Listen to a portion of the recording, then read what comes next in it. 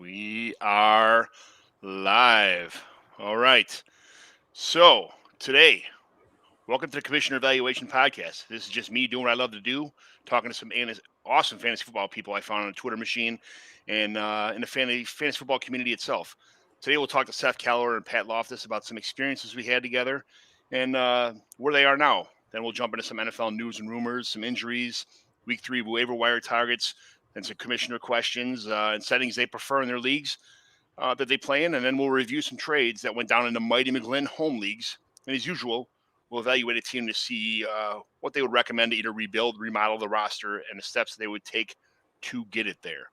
So, first of all, we got Seth Keller here at the FF at Home Dad. Tell me about yourself. Tell me all about where people can find you on the Twitter machine and why people want to follow you. Yeah, thanks, John. Well, I mean, you and I go back. We were talking about it before the show. We go back like 4 years doing the redraft show on FFD 260. So way back in the day. And yeah, since then, kind of picked up along the way. And Pat's back now, of course. Perfect timing to interrupt me. Way to go, Pat. That's what I do.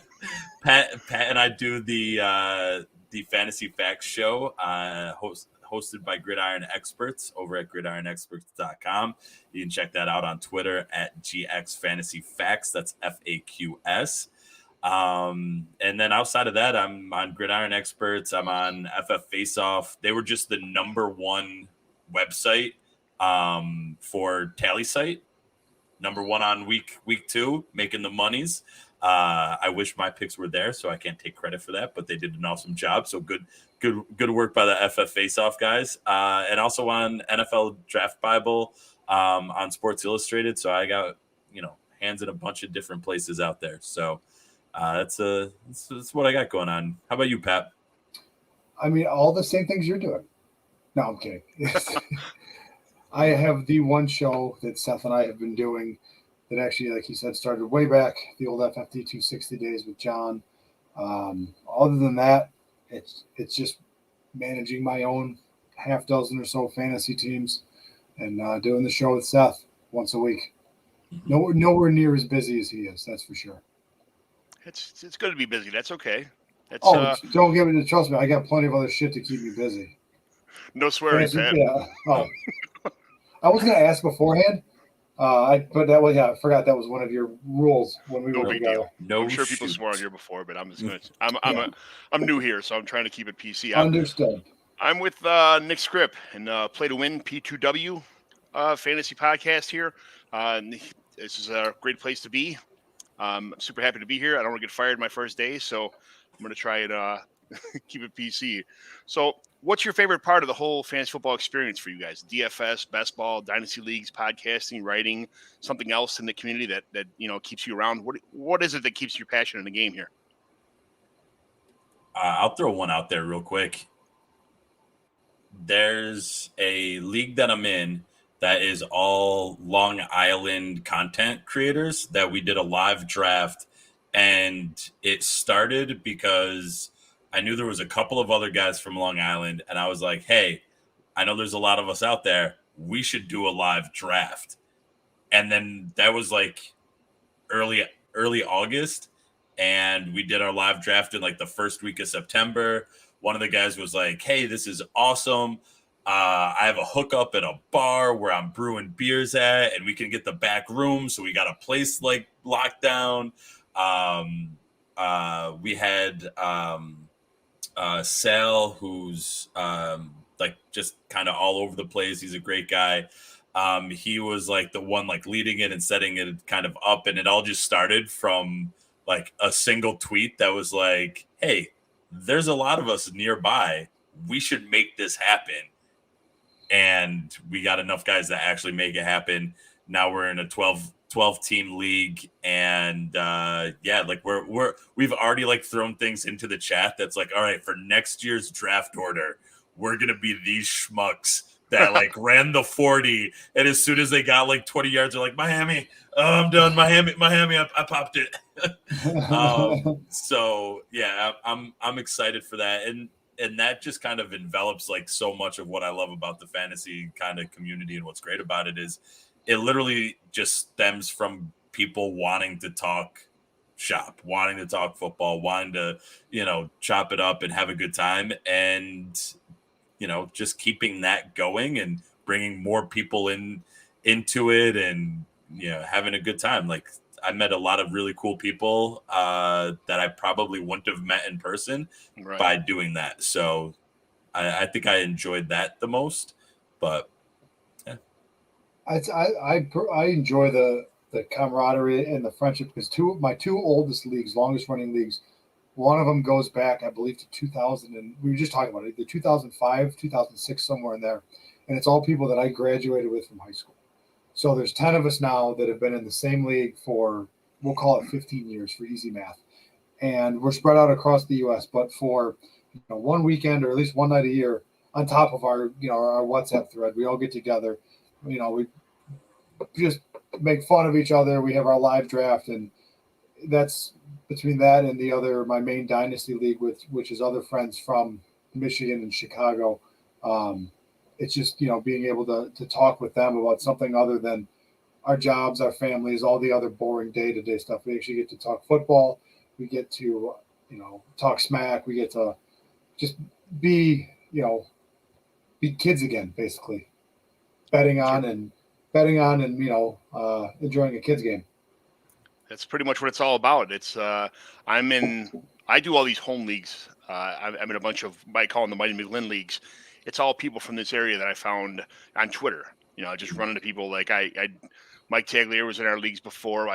Joe Castleman lives right across the street from me. Nick Script lives, the P2W founder lives like a couple blocks away from me. Kyle August, Nick Sidlow, Scott Sidlow, Connor Allen. It just, the names are, it's just so cool to be in these home leagues. I was in a draft with Evan Silva this year, another local league that's on Yahoo. That's the unfortunate part about all this is I'm in Yahoo, I'm in MFL for a bunch of leagues, I'm in all these other crazy, I'm in like 17 apps. I got to switch out of this, try to set all my lineups every week. That's the only problem with it. If everything was on like just Sleeper or just MFL or just ESPN or something, it would be fine. But so much easier. Yeah. And I'm in 19 leagues, so it's like 4 here, 3 there, 2 there, 4 here. I was just gonna say the same exact thing. I have 4 ESPN leagues. I have 1 Yahoo league. I have 5 in MFL. I have 8 in Sleeper. So at least I got like a pretty sizable chunk in Sleeper. But I don't like any of those leagues. They're like dynasty leagues that are like rebuilding, and so it's like, all right, let's see how I did on Sleeper. Oh, it's all losses. All right, I'll just flip through that one because it's it's all young guys. Skip. They'll be good next year. I have faith. They'll be good next year. That's right. But yeah, it's so much of my time is like going through and like, all right, let me go into MFL because I need to check my Scott Fish lineup, and then it's like, oh crap, now I got to go into. Oh, that guy's available here. I wonder if he's available in this league. Let me go into my ESPN league and scroll through the waivers and see, oh, no, somebody already picked him up there. Oh, but there's then this guy. And then it's like keep jumping around to all the different leagues to try and find out who's available. It's at least a good hour of scrolling, a day maybe. I forgot. I have 2 favorite players in the entire NFL, and one of them is DJ Moore, and the other one's Chris Godwin. In one league, I forgot to put DJ Moore in week 1. In one league, I forgot to put Chris Godwin in week 1. I'm like, you guys know me. There's no way I could have forgot. There's no way this happened. I forgot to press save or do something on MFL, and it's in a European fantasy football league for charity. In the fishbowl, I forgot to start somebody the first year. I'm like, this is BS, man. There's no way I wouldn't have had these guys in here. It is what it is. If somebody else didn't set their lineup, I'd have to, they'd have to suffer the consequences too. Yep. But it is what it is, So I started Gus Edwards in 1 week. Nice. Yeah, and it gets worse. I lost by 2 points. Oh no! With Zach Pascal on my bench, who put up like a 12 or 14 point week. Yeah. Week 1, and so it was like, I deserve this. This is feedback. Failure is feedback. This is feedback that I need to revamp my system as I go through and make sure I got all the right guys in the Right. league. But at least you didn't get a negative 17 points out of your guy that was on IR, so like last year in the fishbowl, I had 2 guys got me one minus 17 and one minus 22 in the same week. So I'm like, this is ridiculous. They were both quarterbacks, of course, with that crazy scoring. But, I mean, at least you got a 0 and not a minus 17. So, yeah. I mean, I still lost by 2. Which... Sometimes I should start the wrong guy. Yeah. Oh, yeah. Hey, what's your favorite hobby now and before fantasy football? Like, you may still have a hobby on the side besides doing all this fantasy football stuff if you guys have time, which it doesn't sound like you guys are too much time availability. But, before you got into fantasy football, what was your favorite hobby? And if you still have a hobby now, what is it? I love being outdoors. I'm avid golfer and then also hunting, fishing, all that fun stuff. So we're getting into hunting season here in Michigan, which is going to be a strain because it's real hard to check my lineups from a deer blind because I have to sit there and be quiet. But then all of a sudden, I just start doing this, and I look, there's a deer. Or, I'll be out playing golf, and I'm trying not to just do this the whole time I'm out of the course. That actually happened. My first time ever deer hunting. I had this peaceful area. The day before we went out there, and then I got my spot. They cleaned it out. I tied these ribbons up to the tree to go all the way back to the road. I had everything set up. The next morning, I got to my spot. It was like, man, I could really do this deer thing where everything was peaceful. I had my coffee, I had, my sandwiches, a couple, all this stuff to keep me going all day long. At like 11 o'clock, everybody got up, and there was a problem with the fantasy football league. And everybody went, I'm like, bing. I turned my phone off. I got 87 messages. I'm the commissioner. Something's going on. Of course, I'm like, one day. The one day. I just leave me alone, At that point in time, I'm like, I really do like hunting. Even though I was never a hunter before, I could do this and just get away from the whole world for a day. We're not going to do it on football Sundays anymore, but it would be nice to do it on a. That's the hard part with. So what you're saying is you really didn't go hunting; you went sitting in the woods. I went sitting in the woods. That's actually, I saw a deer. I only had I had a tag, and a buck came by, and I've never shot. I mean, I went to the range with handguns and stuff. I never shot a rifle before. So this thing, it's a dry day. Nothing's going on. I hear from like 2 blocks away. It's getting closer and closer. And this buck walks it had to be like 70 yards away from me. So I'm like, yes. I turn the safety off. Here I go. Poof.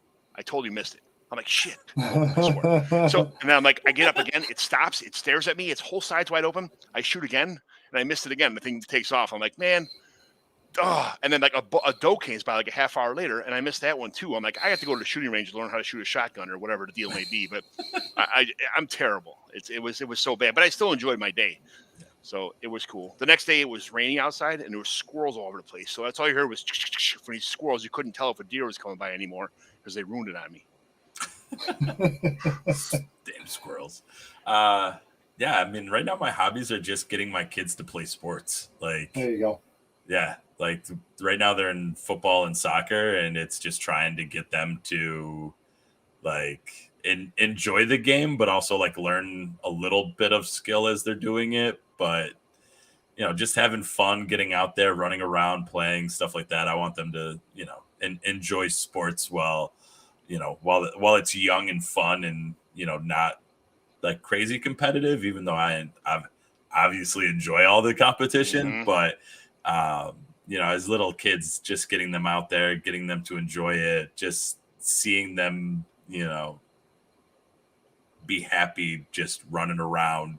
Like, in soccer, there's literally no form or fashion to what they're doing. No. It's just a herd of kids. No. And then all of a sudden a ball will pop out and the herd just moves as one back around the ball until the ball pops out again. And it's just always it's just fun to watch it. Seth, your boys are 5, correct? Yeah. 6, almost 6.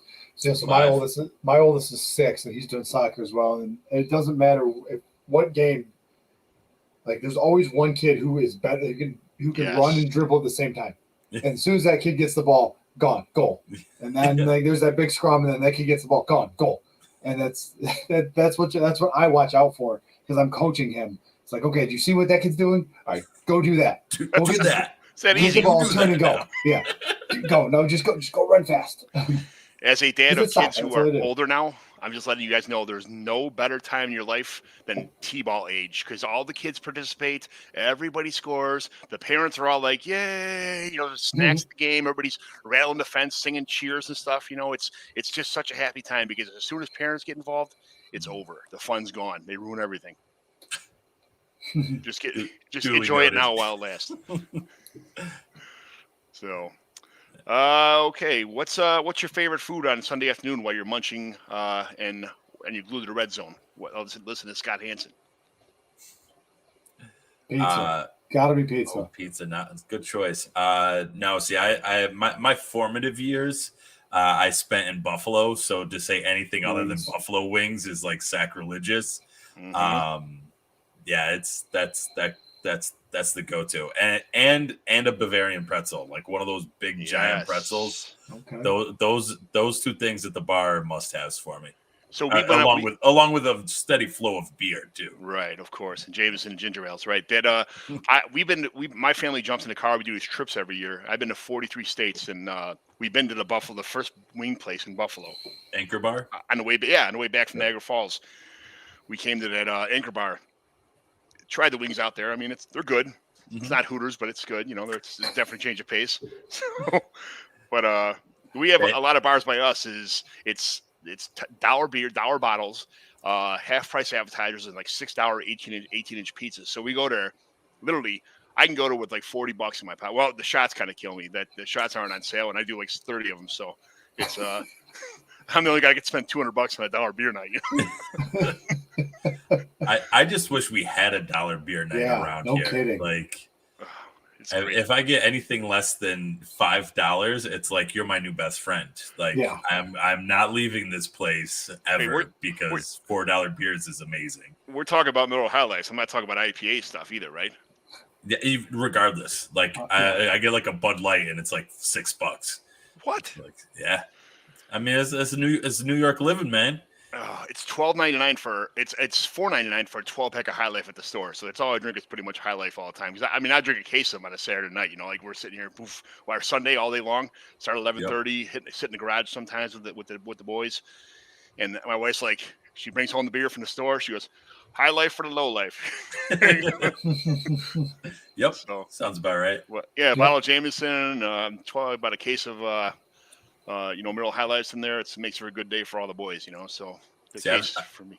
I've started drinking these Founders all day IPAs, and I've convinced myself that it's a deal because they come in a 15-pack for roughly the same price as other like IPAs, like 12-pack, and it's still like $16, $17, $99 or something like that. So the best part about those all days is they're only like 3.5-4% alcohol. You can drink 15 of them in a day. No, they're more than that, but you can still drink them through the day. Yeah. I don't mind IPA beers, but the first couple of beers I got to be like, but once your taste buds catch up to you and it starts tasting okay, and then now you're in the run for 15, 20 of them. So it'll get it done. It's 4 point. Sorry, I swore again. Sorry, John. It's 4.7%. I thought it was under 4. Yeah. Wow. There you go. I love the internet. Last question I ask everybody here. Looking back, would you rather been the smartest kid or the most popular kid in school? I was both. Easy. I was waiting for that answer. Of course. Smartest. For me. I mean, I was definitely. I was pretty smart, so I think I kind of had that one. But it's an interesting one. I think smart's probably where it should be, but kind of want to go popular. Even if you were to be different, even if you were the smartest and most popular, you're still here on a Tuesday afternoon doing a podcast with me. So we're all in the same class.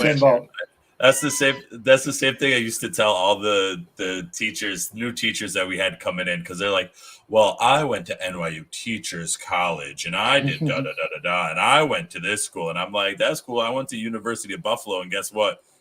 I'm more senior than you are, so go sharpen pencils for a little bit.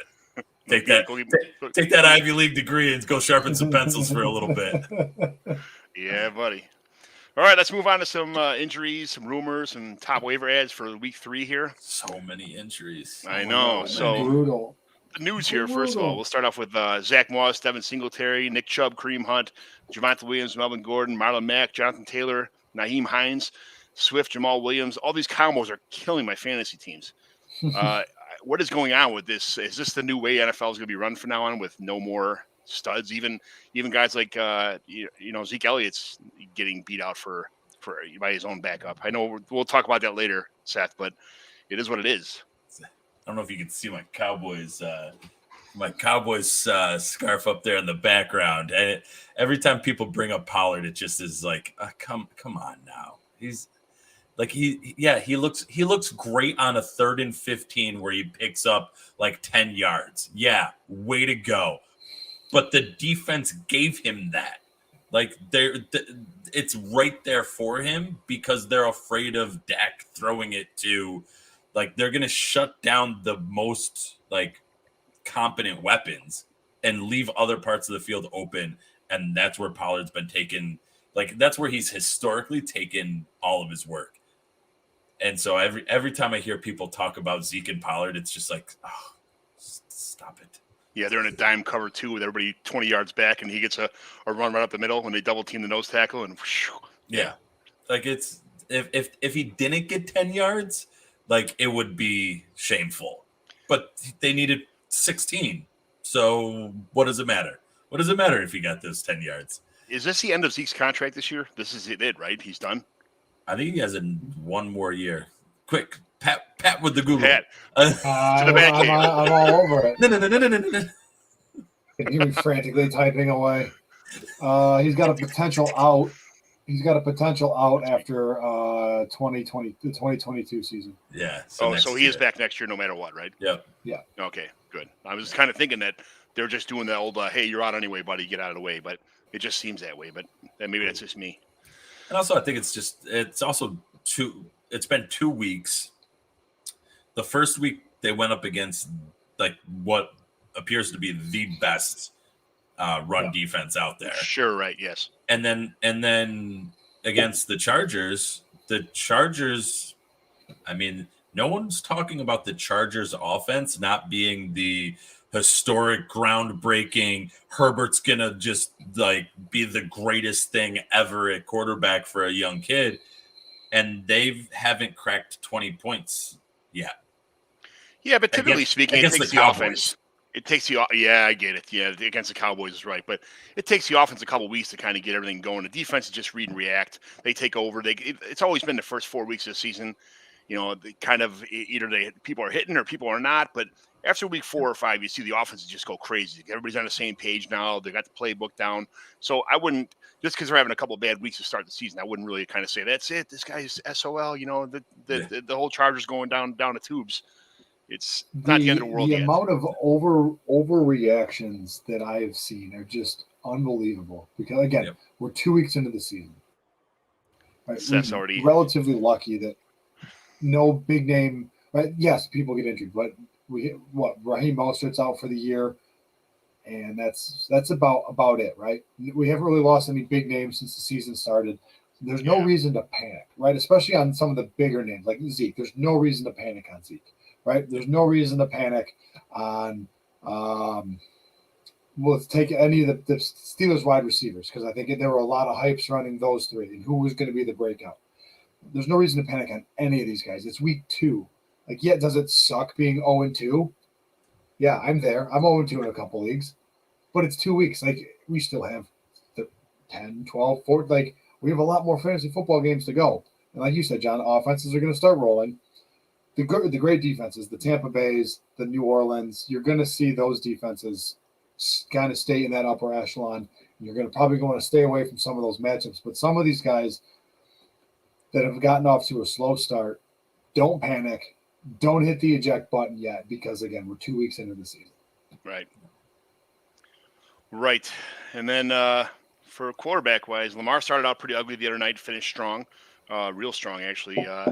Kyler Murray's a stud. Mahomes look good, not great. Tom Brady looks great all the time. Tyler Heineke, he's filling in pretty well. Sam Darnold is kind of what everybody figured he'd be when he got out of New York. Teddy Two Gloves, Jalen Hurts look good. Jameis had a terrible game, and Aaron Rodgers again. So Tell me about the quarterback landscape in your guys' eyes for this season. I mean, mobile quarterbacks are still king of the castle. That's it. That's what it. I mean, you guys like I think in all of my leagues, and it might be a little variation depending on scoring, but Kyler Murray's the QB1. Mahomes, Brady. I mean, Brady is the exception, and I'm going to go down as the person who's just going to keep bashing on Tom Brady until his arm finally falls off. I will be down on Tampa Bay's. This is 2 years in a row. I've been down on Tampa Bay's offense, and I'm looking like an idiot once again. Yeah, I mean, nobody can. Tom Brady is obviously, yeah, you said the exception to the rule, but it's amazing. Teddy's not a big runner either. He held his own. Either Sam Darnold. Guys, you don't have to be. You don't have to be Lamar Jackson and Kyler Murray, and I think Lamar Jackson's usage as a running back is ultimately going to be his downfall because Baltimore can't rely on him running the ball 23 rushes the other game. I don't know if you saw that play either where he went to the sidelines. 16 last night, yeah. Or Monday. Whatever night that was. Sunday night, yeah. Did you see the play where he's on the sidelines and he took the guy and tried I don't know, like stiff arm him, but like pushing the guy to the ground.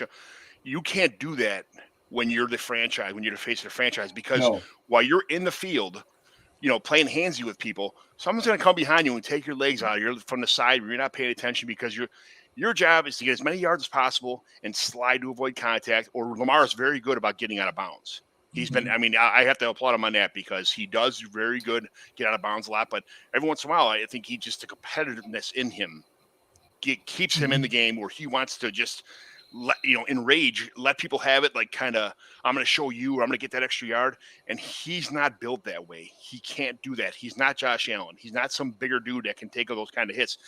I'm not saying he's fragile because the guy's lasted this long, but it doesn't take more than a funny hit one time, as we've seen before in the future, in the past with RG3. The problem is he's not accurate enough to stay in the pocket, right? He has to make plays with his feet because some of those throws he made Sunday night were absolutely awful. Brutal. Yeah. I mean, the pick six to the Honey Badger, and then I think the second interception. The second one was math out again. Yeah. He threw into triple coverage. Just a brutal. horrible read. It was one of the first 5 or 8 plays of the game where he overthrew Hollywood Brown on an easy touchdown, and he overthrew guys later on. There's no touch on the deep ball. It's just I'm just gonna chuck it and see what happens. And if he could, it's very rare that happens where you get more accurate as you progress in your career. Guys have done it. Josh Allen, Matt Stafford are the top 2 that come to mind. But if he could find that balance to be more of a pocket quarterback, but also use his legs when he absolutely has to. And I think almost like a Steve Young type, because I think Steve Young early in his career was like that. And we're going way, way back here, so we're getting off topic. But if he could find a way to get more consistent, more accurate, so he didn't have to rely on his feet, and he didn't have to take those 1 or 2 extra hits a game like John, you were talking about, that prolongs his career by just an indefinite amount of time. He'd be better than Russell Wilson. He'd be better than Kyler Murray. He'd be better than all those guys who he has fantasy numbers for. But imagine if he could roll around the pocket, hit the open field slide like Russell Wilson does, like Patrick Mahomes does. They know how to, stay away from contact. If he could do those kind of things, but still, if he learned how to pass like Josh Allen, kind of overcame his, deficiencies. If he can make that game be better and be a multi, I mean, he's already good now when guys are wide open 20 yards, past the defenders. He's got the arm to hit those guys when those guys are on like extended routes. But if he can go from the get-go and improve his touch passes and do the things that an accurate quarterback can, he would be the most deadly quarterback in the history of the NFL because of his speed and because of his agility and because of just the way he sees the field.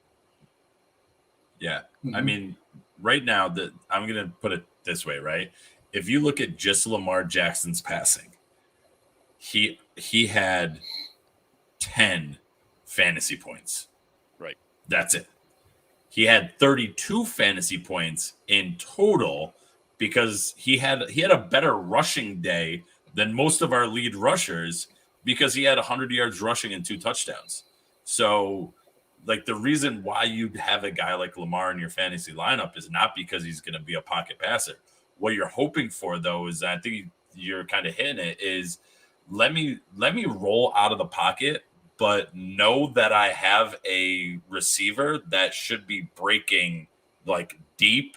And like if I give a little bit of movement, maybe that safety bites a little bit forward, and now I got that deep ball down the field. That's what you want to see him progress towards, because you don't want to take away his rushing ability. You don't want to take away his scrambling and even some of his designed runs. You don't want to take that stuff away if you're a fantasy player, because that's what's keeping him relevant when he has games like he had this past week, because he was terrible. Even the touchdown to Hollywood, where Hollywood was past the defender, like it looks like a highlight throw, but you don't want to see a quarterback like it was like a dodgeball move. He like had a hand on the alignment, like jumped and threw it, and the thing came out like all over. Like it was like, I'm surprised we talked about hunting. Nobody's like going hunting for the ducks that he's throwing out on the field.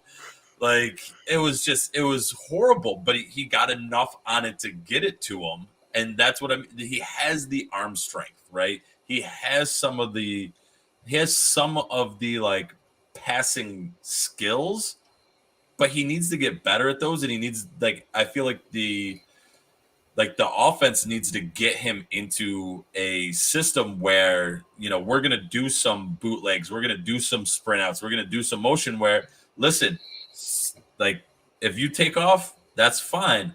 But watch what happens when this guy gets open.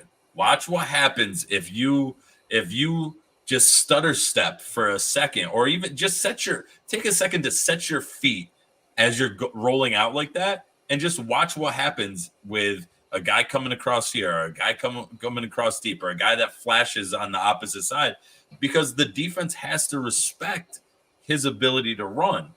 If they don't, he goes for 107 and 2 scores. Right. I feel like it's that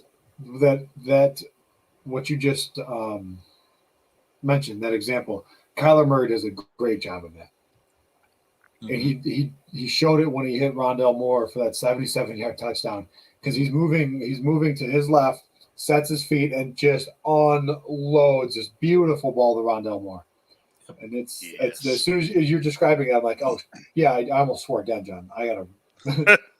I'm too used to the show Seth and I do, because we swear all the time. That's what Rondale Moore, or that's what Kyler Murray does really well. And again, I agreed. If Lamar Jackson could do it, it would be.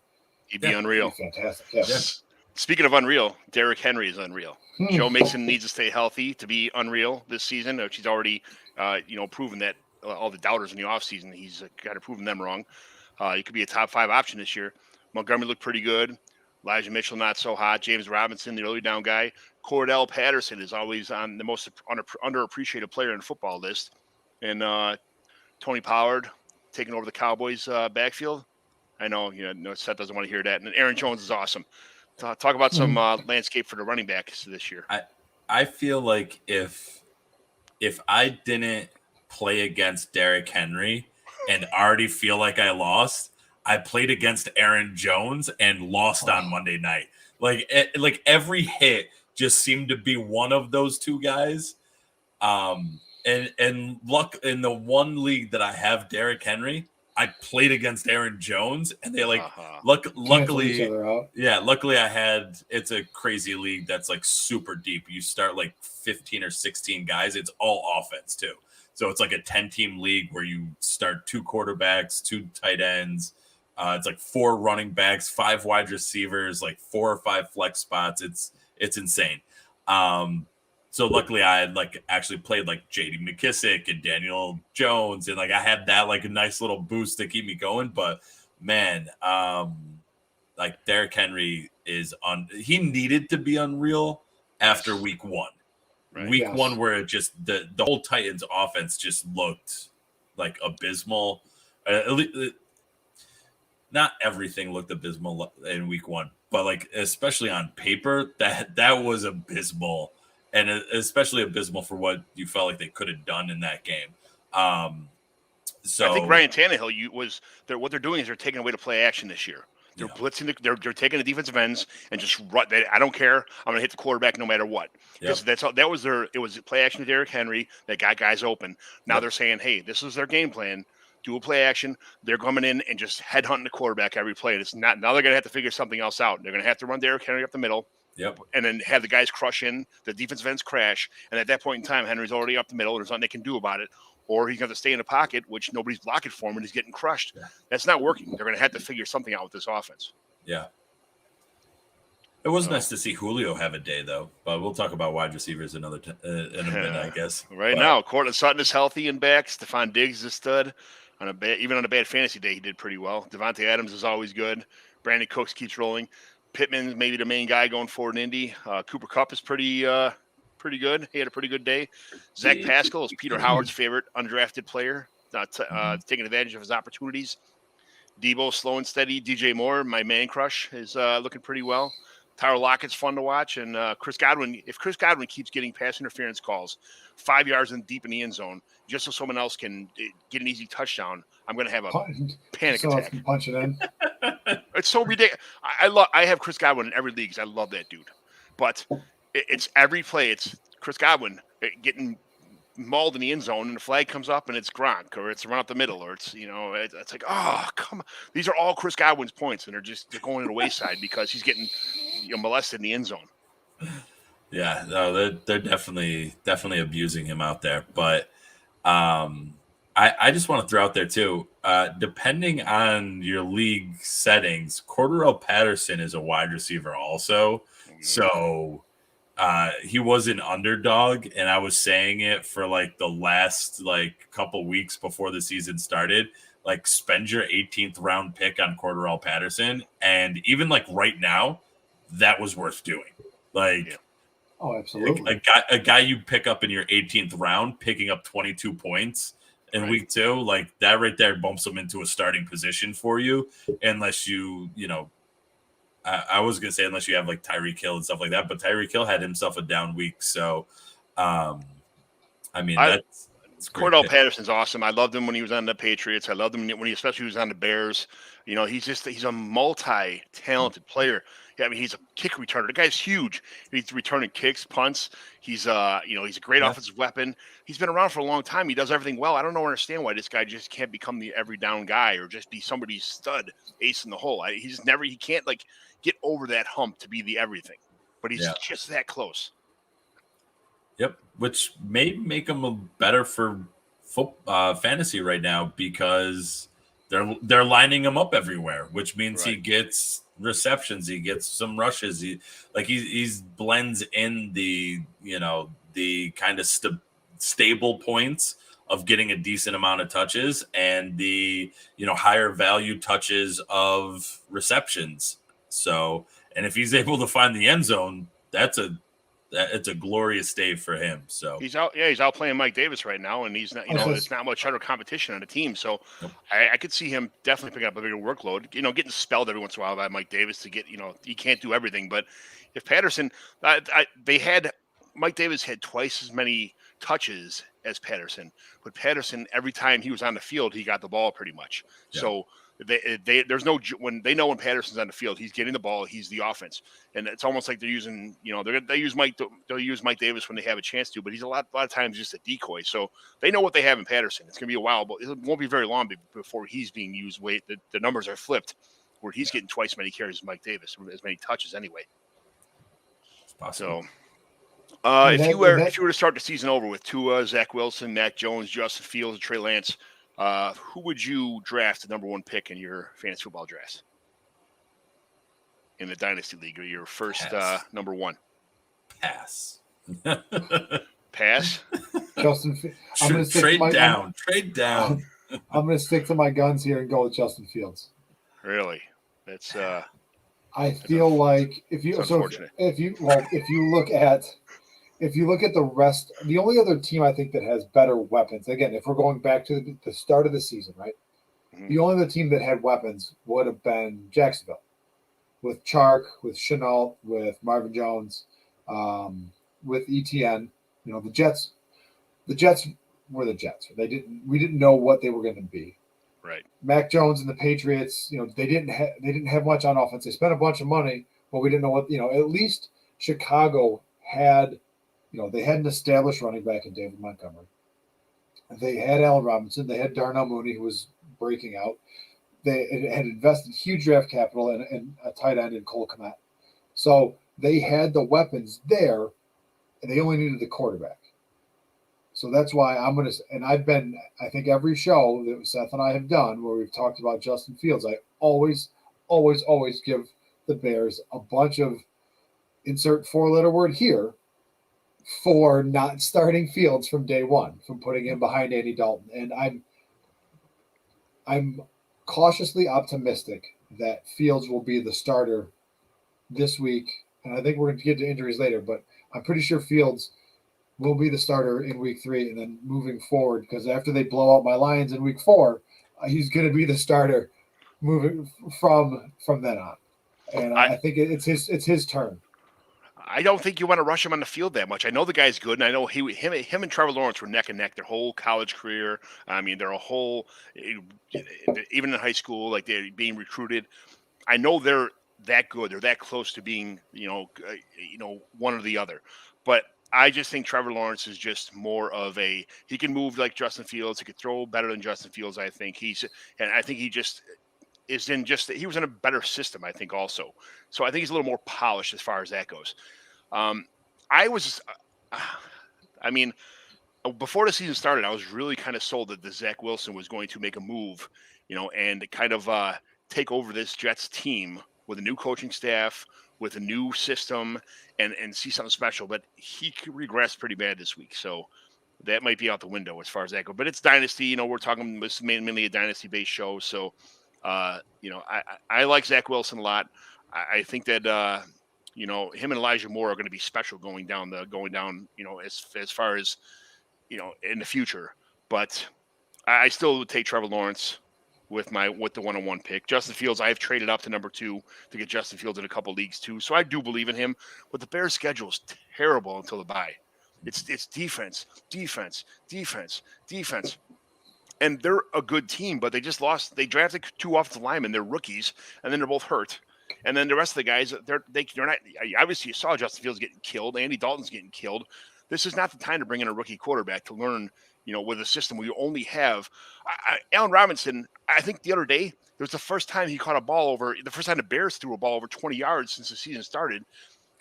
He was probably like, "What the hell is this? Somebody threw me a ball past 10 yards. Like, what am I supposed to do with it?" He was so. That is 100% on Matt Nagy and yes, whoever. We're turning this into like our show 2.0, where I dump all over the Bears because they're objectively bad in how they've handled one of the better wide receivers that we're going to see in Allen Robinson. Now you have Justin Fields sitting behind Andy Dalton. They can't get out of their own way and just let the best players play, right? And I don't know how.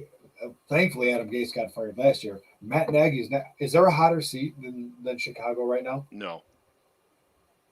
Especially with the way they're playing. I mean, They could still go probably even close to make the playoffs now. And they could probably still get rid of Nagy just because they want better. They expect better. This is the last year for the team. The team's moving in a couple of years. We all know they're going to be gone. They're not going to be in Soldier Field anymore. They'll be out in Arlington Heights. That's almost a done deal from what it sounds like. So I just can't wait for this team to have a fresh start, a new stadium with a new coach, all this. Well, the coach will be there before the team moves, but I honestly think Matt Nagy's a good coach, but I think if he had a playbook written down before the game and just followed what he thought was the right thing to do and didn't change his mind in the middle of the game all the time, he'd be okay. But he outthinks himself all the time, and that's his biggest problem. Well, yeah, maybe he's not thinking at all. Maybe. I do want to throw out there. I think Zach Wilson is getting dumped on a little bit much. Like, he definitely didn't look the best, but he had one of his interceptions went off of Corey Davis's hands, right into a diving Patriots defender who made a good play on the ball. he had some of those mistakes that were out there aren't 100% on him, right? Like he's still gonna own it because he seems to be that type of kid that's gonna do that. I still want to see more out of this offense because we slowly started to see Michael Carter start to, the legend John McGlynn. Oh, love it. So many. Yeah, I want to see more out of this Jets offense. And if you're thinking about like the Bears and how they're not like opening things up, like the Jets should be doing more of that as well. But the problem now is like, who are they going to have as their offensive line? How are they going to keep Zach Wilson upright? And, you're going to get rookie mistakes. You're like, honestly, not a single one of the rookies played well this past week. No. Trevor Lawrence played bad. Fields in his time wasn't very good. Zach Wilson wasn't good. Mac Jones wasn't good. Like that, not a single one of the rookie quarterbacks had a good week too. So, I mean, was this class overrated? Was this class overrated? Or, I mean, we won't know that for a couple of years, but is this we're going to be something where Mac Jones is going to shine apart across the whole? We're 2 weeks in. Remember we talked about this like 30 minutes ago. Pump the brakes. We're 2 weeks into the season. People need reactions right now. Just pump the brakes. Pump the brakes on this. It'll be a while before we know. Yeah, it's fun to talk about. Of course, it will be at least 2 years. At least 2 years. There's a ton of potential. That's what it is. And now the question is who's going to seize the opportunity to showcase their potential, and who's going to be in the situation where that potential can grow into something that actually happens, right? Like, I love the thought exercise of, what happens if Patrick Mahomes is, on the Browns like instead, right? What happens if Patrick Mahomes is on the Jags instead? What happens, does Patrick Mahomes become in, his first 2 years, people were already calling him Hall of Famer Patrick Mahomes. Right. Like, does that happen if he's on one of these other teams, right? Like we all want to believe that talent wins out, but it doesn't always. Like your talent has to have an opportunity to shine. It has to have an opportunity to be showcased, right? Like otherwise, it's not going to happen. Like James Robinson's great year last year, if he gets picked up by another team that doesn't have any running back injuries, is he the running back 6 last year? Definitely not.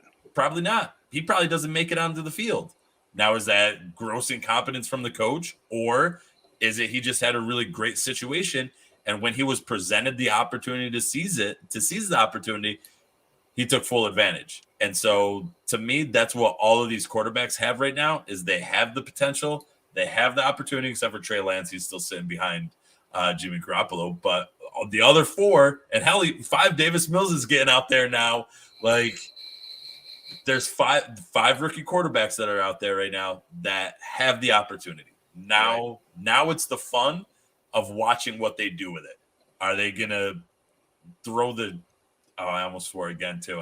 But are they gonna throw the little off the back foot floater that gets picked off in the fourth quarter that Zach Wilson threw at the end of the game?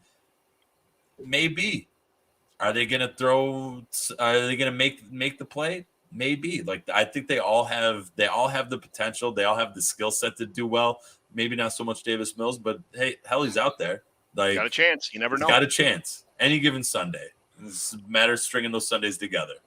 All because of injuries. And that's a great segue to go on our next situation here. We got some injuries. The 2 hurt his ribs. Andy Dalton, Derek Carr, Carson Wentz hurt their ankles. Tyrod Taylor, he hurt his moons over my hammy, so he's going to be out for a while. Tyrod's out. Did you ever have a moons over my hammy, by the way? Everything I do is about food, so just so you know. Yep.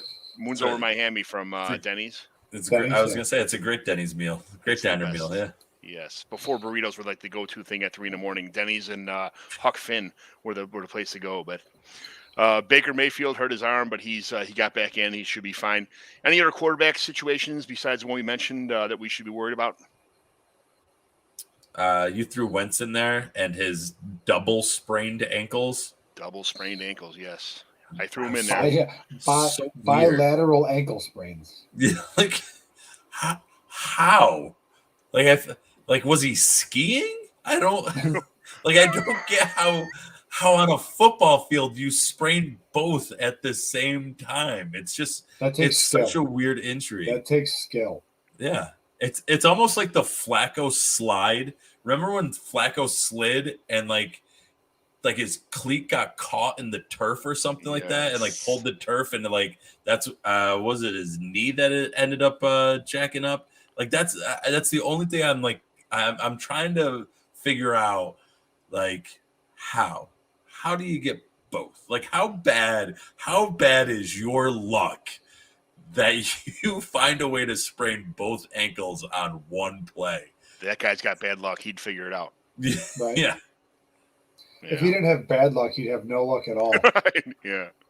So on to the running backs, Dalvin Cook, possible ankle concern. I think he went back. I know he went back in the game, and he didn't look to really have a limp. But those things, they go numb for a little while as long as you're working it. When you got some time to sit around, I don't know what's going on with Dalvin Cook, and I know he's a top priority as far as top 5 back. But keep an eye on him. He might have a reduced workload this week. Darrell Henderson with some rib cartilage. That just sounds terrible. Like imagine like the cartilage between your ribs ripping and your ribs independently just floating around in your chest. How bad it would hurt to just breathe or sneeze or do anything, let alone carry a football. I can't really. I mean, I've heard these injuries before, but it's got to be. Oh, it's terrible. Raheem Mostert. Go ahead. I was going to say, I just learned that you have muscles in between your ribs, because I was like, Steph, I don't know, my wife, I was like, I don't know what I did, but like it hurts in between. Like, did I pull a rib like sitting on the couch? Like what? I don't even think there's muscle there. And she's like, you're a moron. It's intercostals. There's muscles in between everything, like in between every rib. And I was like, oh, well, you didn't have to say it like that. Now I feel dumb. So condescending. Like, there's muscles everywhere. I got fat in between my bones. I don't have muscles, so. Hey, there's Nick from P2W. Elijah Moore breakout this week. If Wilson throws his own team. I mean, it's our conversation before, but hopefully, I want to see. That's just it though. Like I want to see them involve Elijah more. Everybody does. Like okay. Why Braxton Berrios? Yeah. Why? I get having a reliable third down kind of option that like he seems like that Wes Welker type of guy, Wayne Krebet thrown all the way back to the old school Jets. Old school. But like why have him in so much? Like I can't put my finger on why the usage has to go down because guys are coming back from injury, right? And I'm looking. This got me thinking, and I'm looking at next gen stats for Braxton Berrios in week 2. He only ran two routes that went beyond 10 yards. He's got a couple that went, 5 to 7 yards, and then the yards after the catch took him past 10 yards. But he only ran 2 routes longer than 10 yards in that game. That's why. Yeah. That's why he's getting the usage, because he is the check down. He's the safety blanket. Yeah. Because the Jets don't have a tight end. So it's Braxton Berrios. Yeah. But if you so then does Elijah Moore like not block? Like, is that why we're going to run Braxton Berrios out all the time? Because he can be our check down and he can block. And because if you had Braxton Berrios and Elijah Moore running a 5-yard crossing route, who would you think is going to get more yards after the catch? I mean, if Elijah Moore can't, then he's doing something wrong. Right. And that to me is like, well, again, like why? Why is Braxton Berrios getting so much work? Like, is Elijah Moore not picking up the playbook? Is he not getting the concept? Is he not getting out and run blocking? Is it like it's my turn? It's my turn to say hold the brakes, like Pat did before. Pump the brakes. Yeah. I mean, I'm not saying throw all your Elijah Moore shares onto the waiver wire. Right. I literally want to get Robert Saleh on the phone and just be like, why Braxton Berrios? Like if we could phone in a question to the the post game conference press conferences, like that's what mine would be, is like why are we seeing so much more of Braxton Berrios than Elijah Moore? Like, there are leagues I'm in where people literally will not trade Elijah Moore. He is a fan favorite. He is he's a special kind of player, but because of the people on top of the class who were ranked so high and so people were drooling over so much, he kind of fell right to the second tier where guys got him as a steal, because especially in super flex leagues or 2 quarterback leagues, quarterbacks went, the top players went, people were drooling over Sermon and stuff. And if you were like 10, 11, 12, 13, 14, you fell right into Elijah Moore and was like, yes, this is great. So people that got him, they love him. And they were sitting there, they traded back maybe, or they traded away other picks and just fell in that area. And to fall right into Elijah Moore in that area of the rookie drafts, it was a gift from the gods. Absolutely. For that kind of stuff. Yeah. Absolutely. I mean, I thumbs down Trey Sermon, but I also was like banging the drum for Michael Carter.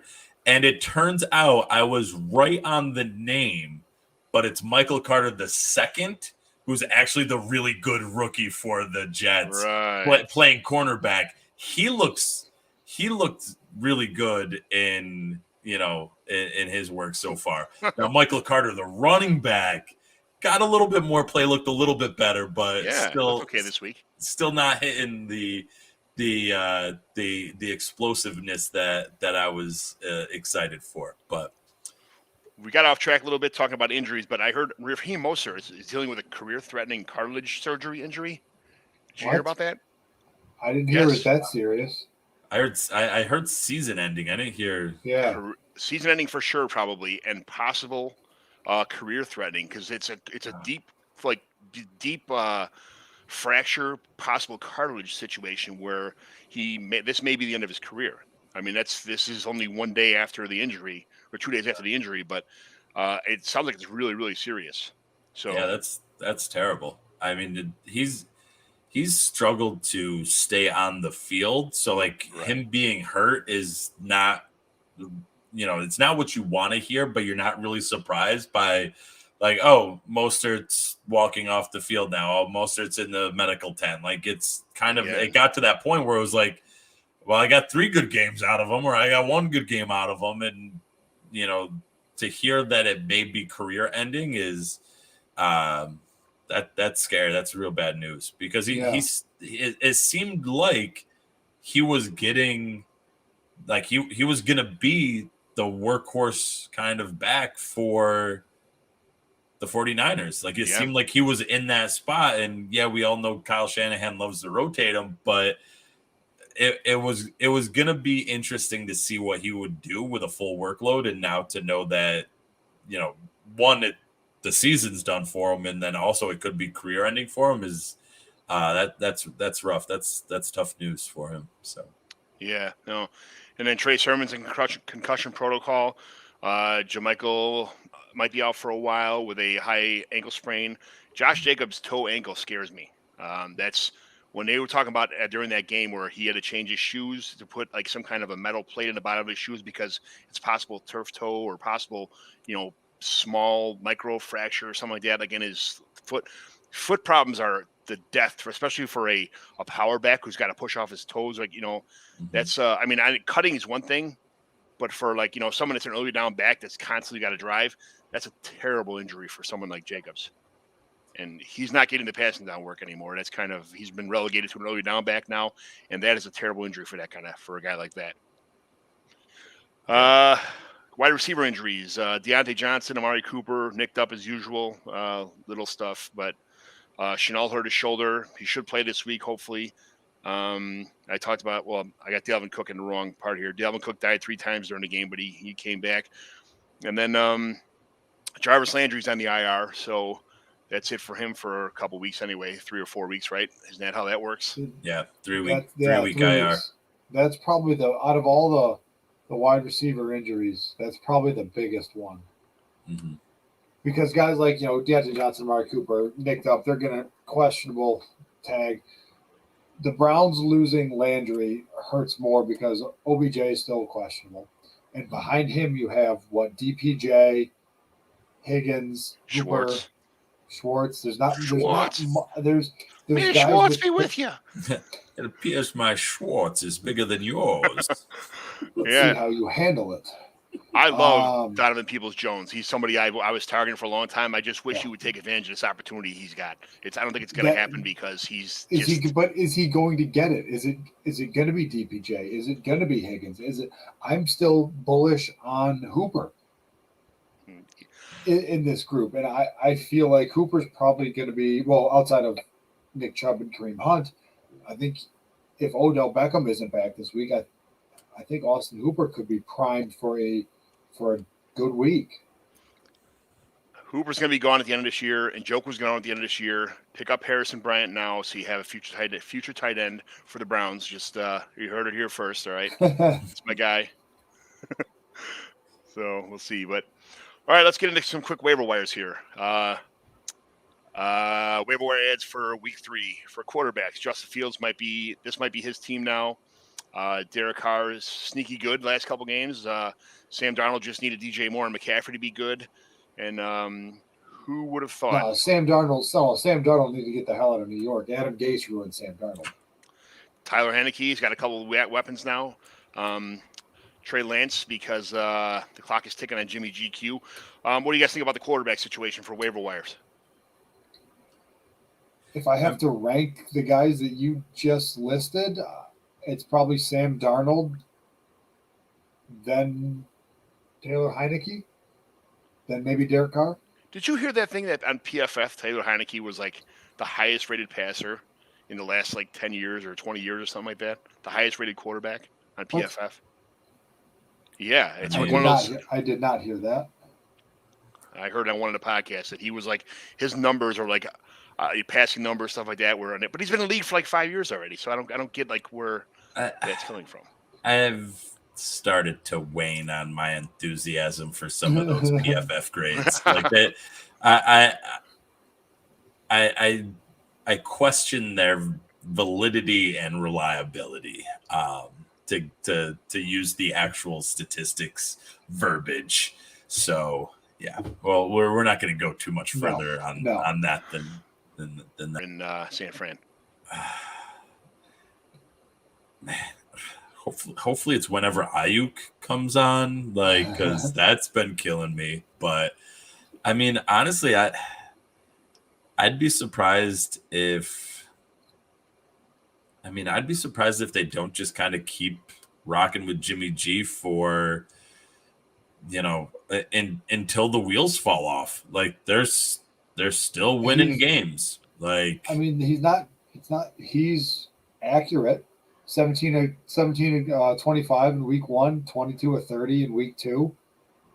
Through 2 passing touchdowns, 1 rushing touchdown. He did lose a fumble against the Lions, but as long as he's the game manager that they need him to be, I think it's Jimmy G until it's not. Yeah. So it's not. That's exactly what I wanted to hear, because I don't believe the whole Trey Lance thing. The guy hasn't played in a year. He has minimal college experience, to say the most, and he's not a very accurate quarterback even with the experience he does have. And Jimmy GQ is not a game winner, but exactly, he's a game manager. And if he could just get with the team around him, minus every running back that's on the carousel that gets hurt every week, on that team, I think that it is Jimmy G for the foreseeable future until it's not anymore. Like you said, it's his job to lose, but I think they want, with what they have with the defense and with the offense around him, they expect a little bit more. You know what I'm saying? They want a little bit more out of Jimmy GQ and just be a game manager. They don't. This week will be interesting because they're going to be down the strength of their offense, which is the running game. Mm-hmm. So, San Francisco signed Kerryon Johnson. They signed someone else from the Bengals practice squad. Patrick. Yeah, from the Bengals practice squad. So I think this could be the week. If it's not this week, I don't know when they're going to do it, but this is could be the week they unleash Jimmy G and say, okay, you know what, we're going to need you to throw the ball 35, 45 times. Because are they unleashing him like somebody like unleashes a chihuahua? I'm not. I'm not sure what's on the leash that we're unleashing here. So who would you rather trust? Who would you rather trust to win you a game this week? Are you going to hand it off to Kerryon Johnson 25 times, or some guy off the Bengals practice squad? Or are you going to give it to your quarterback who's been there for 4 years now? Wait, Elijah Mitchell's still there. Elijah Mitchell had a bruised shoulder. He's still playing. He should. Elijah Mitchell should still play. Get out of here. But I think you're gonna get the same thing that you've seen always, because like the way Kyle Shanahan sets up that running offense, it's pretty like, you know, they spread out and you find your spot, you stick your foot in the ground and you go up the field. And you know, they have enough weapons there where, you know, you might see Debo and Ayuk end up getting 5 to 10 touches, like combined, not like, you know, each of them, because that'd be crazy. But you could see them getting some work out of the backfield, or a increased like screen game. Like you could see Kittle getting some of those little pop passes and stuff like that. So, but that's putting the ball in Jimmy G's hands. Yeah, it's putting it in his hands for this long. Set hike. Pop pass. Look at me. I just completed a pass. But you're putting the ball in Jimmy G's hands there. Okay, yes. No matter what, you always put the ball in the quarterback's hands first. That's still a pass attempt. Even to turn around and hand it off to Kerryon Johnson, it's still a passing play, Seth. Yeah, it's a passing play, but that is one of the few times where I can say pretty confidently, I think any grown like adult can make a like pop pass and not jack it up that much. Even Lamar? That much. Even Lamar. All right. I'm gonna throw out there for one other waiver wire one. It's kind of gross, and I know I understand the grossness of this, so make sure you're not like drinking anything where you need to, like, you know, no spit takes here. Drinking or eating. Jared Goff. He's the 9th highest quarterback right now. Like, Detroit needs summer. Like when they made the deal to move Stafford to LA and move Goff to Detroit, like that became like the storyline forever, right? Goff is he's the worst. He's so terrible. Like, I would rather take every rookie quarterback instead of taking Goff. And that's a situation where you should have pumped your brakes and said, he's still an NFL quarterback. He still has experience. He went to a Super Bowl. Yes, in that Super Bowl, he didn't look great, but like no one looked great offensively in that game. Right. The combined score was what, 25 or 24 or something like that. Like, it was ridiculously low on both offenses. And that was Tom Brady on the other side. And no one's going out there going, well, Tom Brady was in that one Super Bowl and he didn't score any points and he's garbage. Like that. Yeah, Tom Brady has a much larger resume than Goff does. But if you're saying like based on one Super Bowl performance, like the whole rest of the season, he was not garbage leading up to the Super Bowl also. Right. Yeah, against the Patriots defense with 2 weeks to plan for you. Right. It's not as easy as it sounds. Yeah. And he's had some struggles, but that whole offense on the Rams has had struggles. And are they going to have struggles in Detroit? Abso-friggin-lutely. They are going to struggle in Detroit, but he's going to have opportunities to keep slinging the ball because, sorry, Pat, I don't see Detroit winning a whole lot of games this year. I see them being behind in a bunch of games and needing to throw the ball. And, I mean, Cephas looks pretty good. Hawk looks really good for a tight end option. Like, who knows? Maybe we get a little backs. more out of Amon-Ra St. Brown. Swift is a dual threat. Jamal is a dual threat. Like, he has places to go with the ball that is not just the dirge of talent that everyone thought the Lions were going to be. And yes, it is still week 2. Yes, there are bad games coming. I promise you that. There are bad games coming. Worse games coming for Detroit and for Jared Goff's like fantasy outlook. But he was a guy that no one was drafting. And he's a guy that you could probably pick up off of waivers and have as a spot start if you were like, oh, I'm big on Carson Wentz and I waited late for a quarterback. You could toss him in there and probably feel okay about it. You want to hear grosser than that? Want to hear grosser than yours? Is it Daniel Dimes? No. Oh. Deeper. Come on. Deeper. Davis Mills. No. Oh, God, no. Josh Rosen. Oh. Ew. I know. How bad is that? But I'm telling you, Matt Ryan's not going to last this whole season. There's no way. It's not going to happen. I'm talking about super flex and 2 quarterback leagues. Like, if I had an empty spot somewhere deep in a 30-man dynasty, I'd get rid of some flank, number 7 wide receiver to pick up Josh Rosen because he's going to get his chance this year. It's going to happen. Yeah. And I mean, Atlanta looks terrible. They look terrible. And Matt Ryan's gone after this year. They know it. I know it. You know it. They know it. The whole world knows it. So, I mean, they're going to say, hey, not they're going to say, like, let's give Josh Rosen his opportunity, but I think out of necessity, they're going to have to turn to Josh Rosen because either Matt Ryan's going to die or he's just going to throw in the towel and say, I can't do it. I know my career's over. I'm just done for it. I know he's still young, but he's not the answer for Atlanta. And he's probably not the answer for another team moving forward either. They don't want him. They don't want him to play all season long and then have string together somehow like 4 or 5 good games at the end of the year where they have to sign him again. They want him to do really bad, because they already know that this team is SOL. They want him to do really bad for a couple of years and then say, you know what, I'm sorry, it's over with.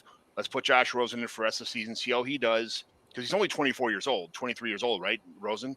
I'm telling you, man. Josh Rosen's not the answer in Atlanta. I don't think so either, but I'm just telling you, they're going to give him an opportunity sometime before the year's over with. I mean, if the question is, what quarterback can we start that's going to be even worse than starting the corpse of Matt Ryan, then the answer could be Josh Rosen. Yes. Is it better getting a 0 in a 2 quarterback league? A 12-team 2 quarterback league, you have to pick up Josh Rosen. It is what it is.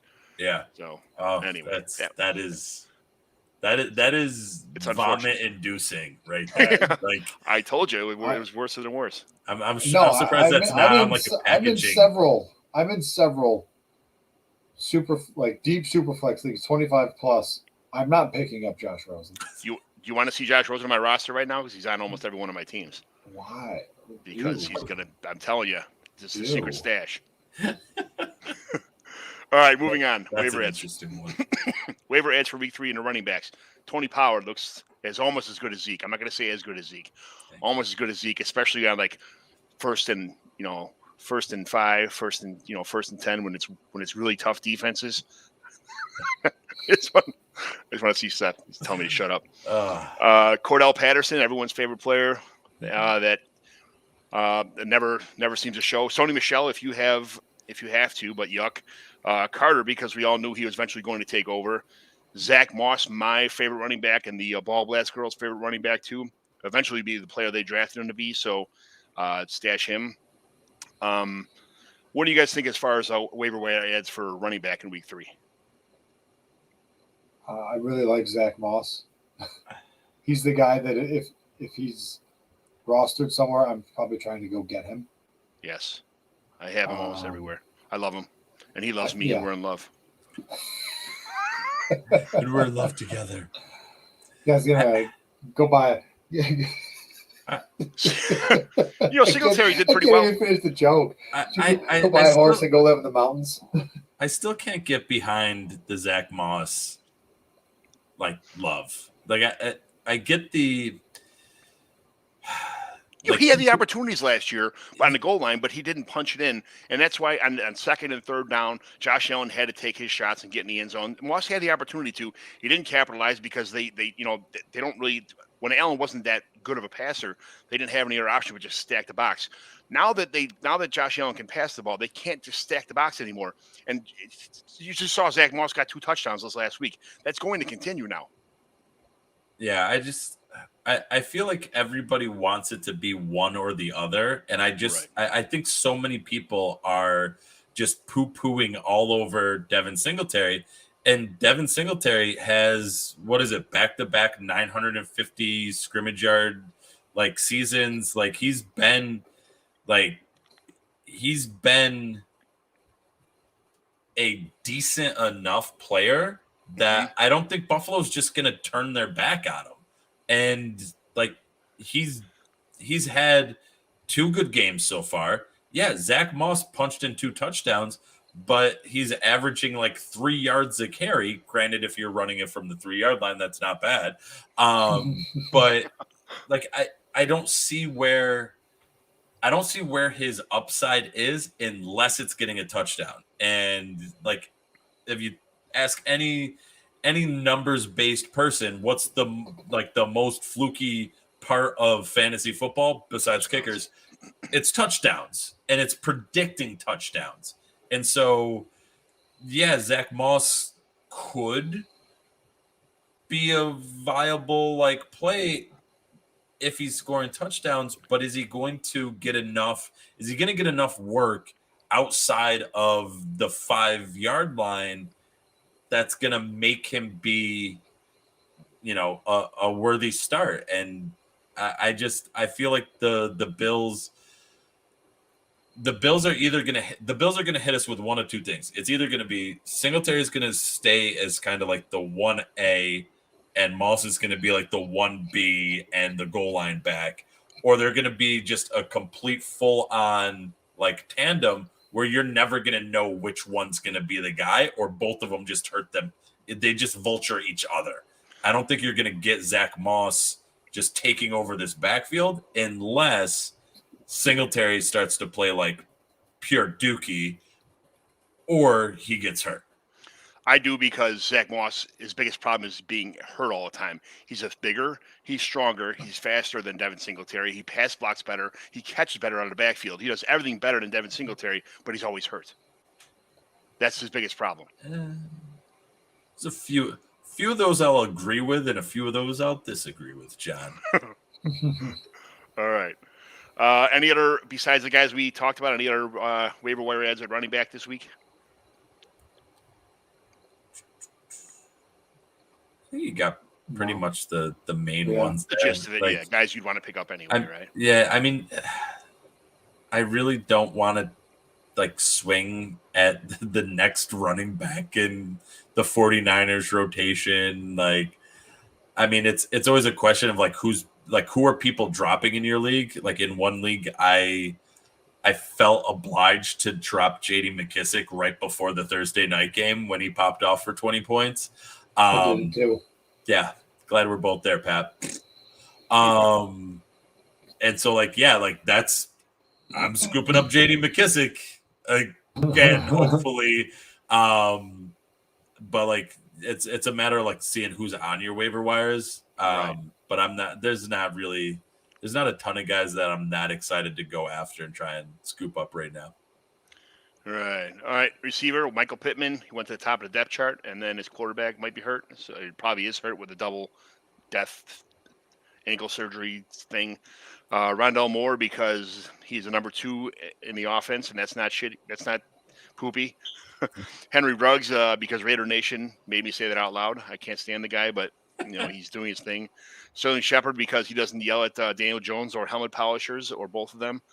And I'm so glad you said that, because literally when that happened, I'm like, why is he cursing the old dude out for cleaning the visor? The angle that I had, or I don't know if it was just the beers that I had, I'm like, wow, Galladay is going in on dude. What what did he miss a spot? Like, Right.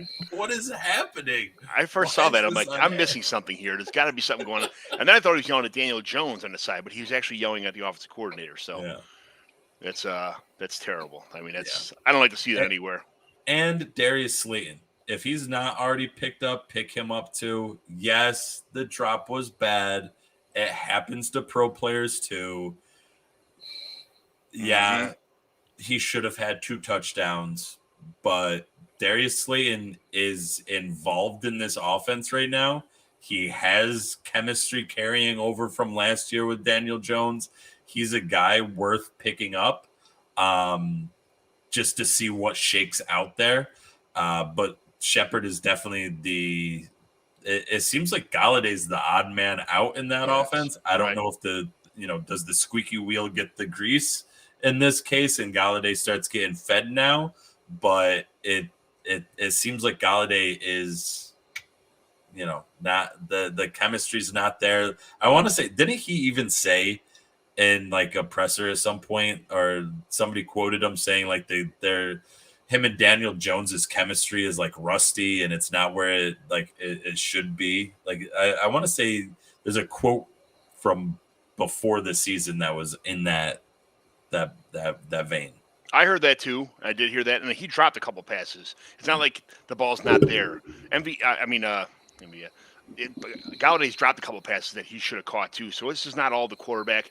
It's not like Allen Robinson back in the day on the Jaguars where the ball wasn't even close to him. It was 5 yards out of bounds.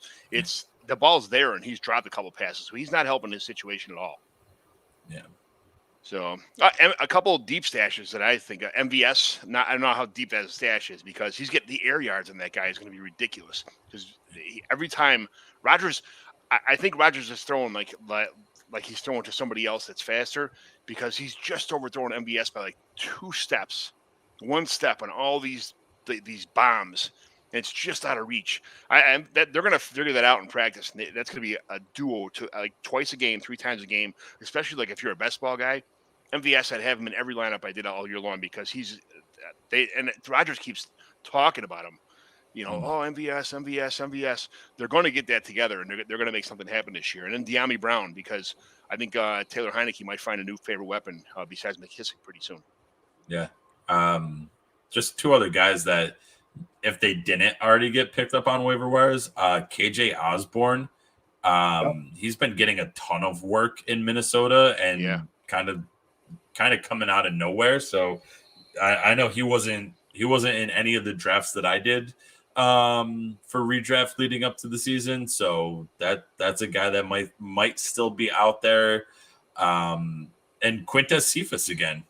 Because if he didn't get picked up, if somebody kind of left that out there, take a swing with Cephas. He's the only legitimate wide. Not Hawkinson is probably the best offensive weapon that they have. Then Swift, and then Cephas is the best wide receiver on that team. Yeah. Yep. Until about St. Brown gets his act together. I think you're absolutely right. But when does that happen? Hopefully sooner than later. I mean, it usually takes about a year or so. So that offense is growing together. It's all new. So tight end. I guess you can grab Jared Cook, but I'm still drooling over Donald Parham. I think that's going to be a thing sooner than later. Austin Hooper because the fantasy gods hate David Njoku. Dynasty stash is really Harrison Bryant, though, like I mentioned before. Cole Kmet because Ditka and the Bears. And then Max Williams because he has 2 X's in his name like porn, and his metrics are insane. If you ever seen that guy's metrics, it's crazy. But the Cardinals usually use 4 wide receivers. We're talking about football still, right? You started leading us down a path there. I want to make sure his football metrics. His football metrics. Yeah, none of that. Okay. No, who's the 49ers guy that got tackled by his junk. But his Max Williams and the Cardinals use 4 wide receiver sets all the time. They usually never have a tight end in the field. I had no idea why Max Williams caught so many passes, but whatever. Any other players that aren't roster cloggers that you could pick up at tight end? I feel like that's essentially what the The waiver wire is. The backup tight end landscape the tight end position is just roster cloggers. Right. I mean, I still am curious what's going on with Dan Arnold in Carolina. Like, through 2 games, he has 7 targets, 5 receptions. Like, I mean, he seems to be doing better than Ian Thomas. Right. You know, does that mean anything? Maybe. I mean, they don't really throw to the tight end at all. So yeah, if that's, for the couple that there is, it's not really worth picking up somebody. That's what I mean. I just feel like they're all of them are roster cloggers. But he's a guy that I'm gonna like. What's it called? Not wait list. You know what I mean? Watch list. Watch list. Yeah. I'll put one out there, and this guy was trending very well after week 1. James O'Shaughnessy down in Jacksonville. Dude had 8 targets in week 1. Had a nice start to the game. 1 catch, 24 yards, and now he is out with a high ankle sprain. So he's a guy that you can pick up and just stash at the bottom of your bench and just see what happens, especially if you're in a tight end premium league. 8 targets for a tight end is that is upper echelon type, right. Target share, even on a bad Jacksonville team. They're going to throw the ball around. You could do worse with a tight end flyer than a guy that's seeing 8 targets in a game. Right. All right, so I got I got a bunch of commissioner questions, but we're running out of time here, so I'm going to skip over those. I'm going to say a couple trades that happened in these Mighty McGlynn dynasty leagues. There are 12-team, 30-man rosters, 0.75 PPR, a tight end premium for tight ends, Superflex 5 touchdown, 2 interception, 6 point for rushing, receiving touchdowns, and then a bonus for like 100 yards and 200 yards rushing, receiving kind of stuff. So TJ Hawkinson away for Chris Carson, Gerald Everett, Brian Edwards, and Alex Collins. So TJ Hawkinson for Chris Carson, Gerald Everett, who I like a lot, Brian Edwards, who, So it's TJ Hawkinson for Chris Carson and Gerald Everett. Brian Edwards and Alex Collins are just they're thrown in to make the trade calculator even, basically. Maybe. Brian Edwards is a fan favorite, though. I mean, he's not. He's not really panning out minus the last 45 seconds of the game. John, I don't even know if he's a fan favorite in Vegas. I feel like you did this is the classic, like, here's $1 for 4 quarters. That's exactly what, yeah. No, Brian Edwards and Alex Collins. So the trade was sent, and it was probably skewed a little too higher in Hawkinson's favor. And the guy's like, well, throw me a little bit more, even this out. And all right, here, these 2 guys make the trade calculator within 5%, and we're good. Here, we're good. And now we're good. That's a that's a steal to get one of the best. Yeah, I absolutely I do. Yeah. All right.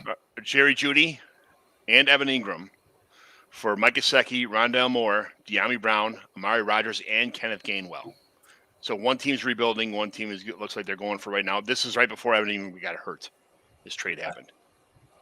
I feel like Rondale Moore could be the best player in this deal.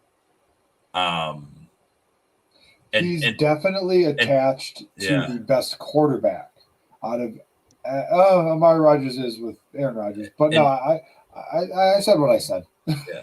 I mean, and Jerry Jeudy looks really good too, but he's out. Again, this happened right before he got hurt. Yeah. So it with trying to not consider the injury, I think I would still go.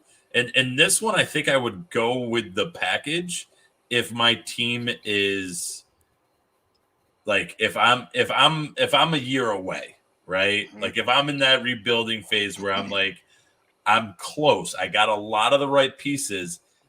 If I need like 2 receivers to hit, and like Rondale Moore being one of them, I mean, I would love to get rid of Evan Ingram for anything. Like to me, like Evan Ingram being in this deal does nothing. Like I wouldn't trade anything like to I wouldn't I would take like a 7th round pick. Like just take Evan Ingram. I'll give you a 7. It'll be like the golf trade. I'll give you a pick to take Evan Ingram off my roster. So to me, it's Jerry Jeudy for Gesicki, who had a terrible week 1, but kind of recovered week 2. Rondell Moore, who looks absolutely phenomenal. Diami Brown, who looks like he's going to be good. Amari Rogers looks like he needs an opportunity.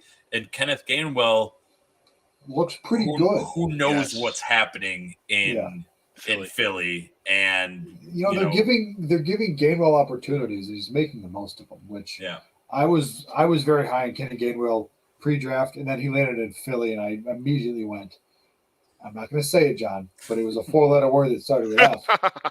And I soured on him. So no, I'm with you. I like the package of guys you're getting. Yeah, I like the Gesicki Moore side more than I like Jeudy and Ingram. Getting rid of Jeudy is kind of a tough task for a lot of people. I mean, as far as that goes, but but again, he's tied to Teddy Bridgewater, and Teddy's looked pretty good, but he's not. Teddy Bridgewater. He's no Tua. He's no Kyler Murray. He's no. Aaron Rodgers. So I will take the wide receivers that are tied to better quarterbacks in most cases, versus receivers that have that sort of athletic profile that Jerry Jeudy has. And even if you have the case where like Aaron Rodgers isn't in Green Bay next year, if whoever's not there, like their values, assuming they get on the field and play well, their value is just going to increase throughout the season. Right. Where you might be able to now flip a guy like Amari Rodgers for something even better out of this deal because he's tied to Aaron Rodgers for 18 weeks of the season. And hopefully people start going, wow, he's got some, he's got some skills. Like let's make a deal. So Gesicki, I just feel bad because as soon as they drafted Waddle, that was it for like his slot receiver stuff. He had a couple corner routes this week. He was open, so they hit him when they needed to. But I think this is the end of the line for Gesicki and the Dolphins. I don't think they're going to re-sign him with Waddle playing the slot because he doesn't really fit this offense. But I think he's going to go somewhere else next year, hopefully somewhere else with a better quarterback, a better situation, and be used as a slot receiver like he should be used instead of a inline tight end anywhere else. I think he's going to he's more of a future asset now than a current asset. So I think it's a rebuilding team guy. As long as Gesicki's tied to Jacoby Brissett, not Tua, that's a huge hit. On everyone in Miami. Yeah. Donovan Peoples-Jones and Terrace Marshall for Logan Thomas and Rojo.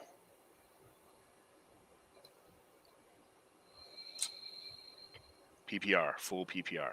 I'm on the receivers side of this. I feel like without knowing why this trade is kind of happening.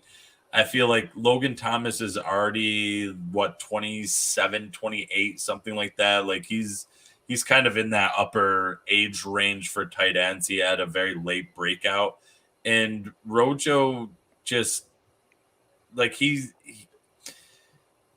in a situation, especially right now, where you like the Devin Singletary, Zach Moss thing is like difficult. Rojo and Fournette is 100 times more difficult to try and figure out who's going to be the guy, especially in that Tampa Bay offense where like week 1, Antonio Brown was the dude. Week 2, Antonio Brown was quiet and Mike Evans was the dude, but Mike Evans was quiet week 1. Like that whole offense is going to be like that where they just have so many weapons. Being able to accurately forecast who's going to be that dude for the week is going to be extremely tough. And the only good thing about that is they don't take the foot off the gas either. When they're winning, they are going to let you know that they're winning, and they're going to keep winning, and they're going to make you know that they're going to win this game. And if you let them, they'll score 50 points a game without batting an eye. Yeah, and and in that case, I still question where does Rojo fit into that game plan though? Is he taking a backseat to Fournette, who's like that bigger like bruiser of a back that can you assume carry that load? if something happens to Fournette, Rojo is a formidable running back to have, like in any trade. Yeah. I think he's going to have the workload. They're not going to bring in, Giovanni Bernard doesn't seem to be living out. Their preseason hype for Bernard going there is kind of already panned out after a couple weeks. And Keyshawn Vaughn is just lost in the shuffle. So I think Rojo, if he has the opportunity, will take advantage of it. But yeah, and that's what I mean. Like, is this a trade where? Is this a trade out of like team need? Is this a trade out of like roster construction? Is this a trade out of, like I'm curious why did this trade, like where were the owners kind of thinking their way through that one?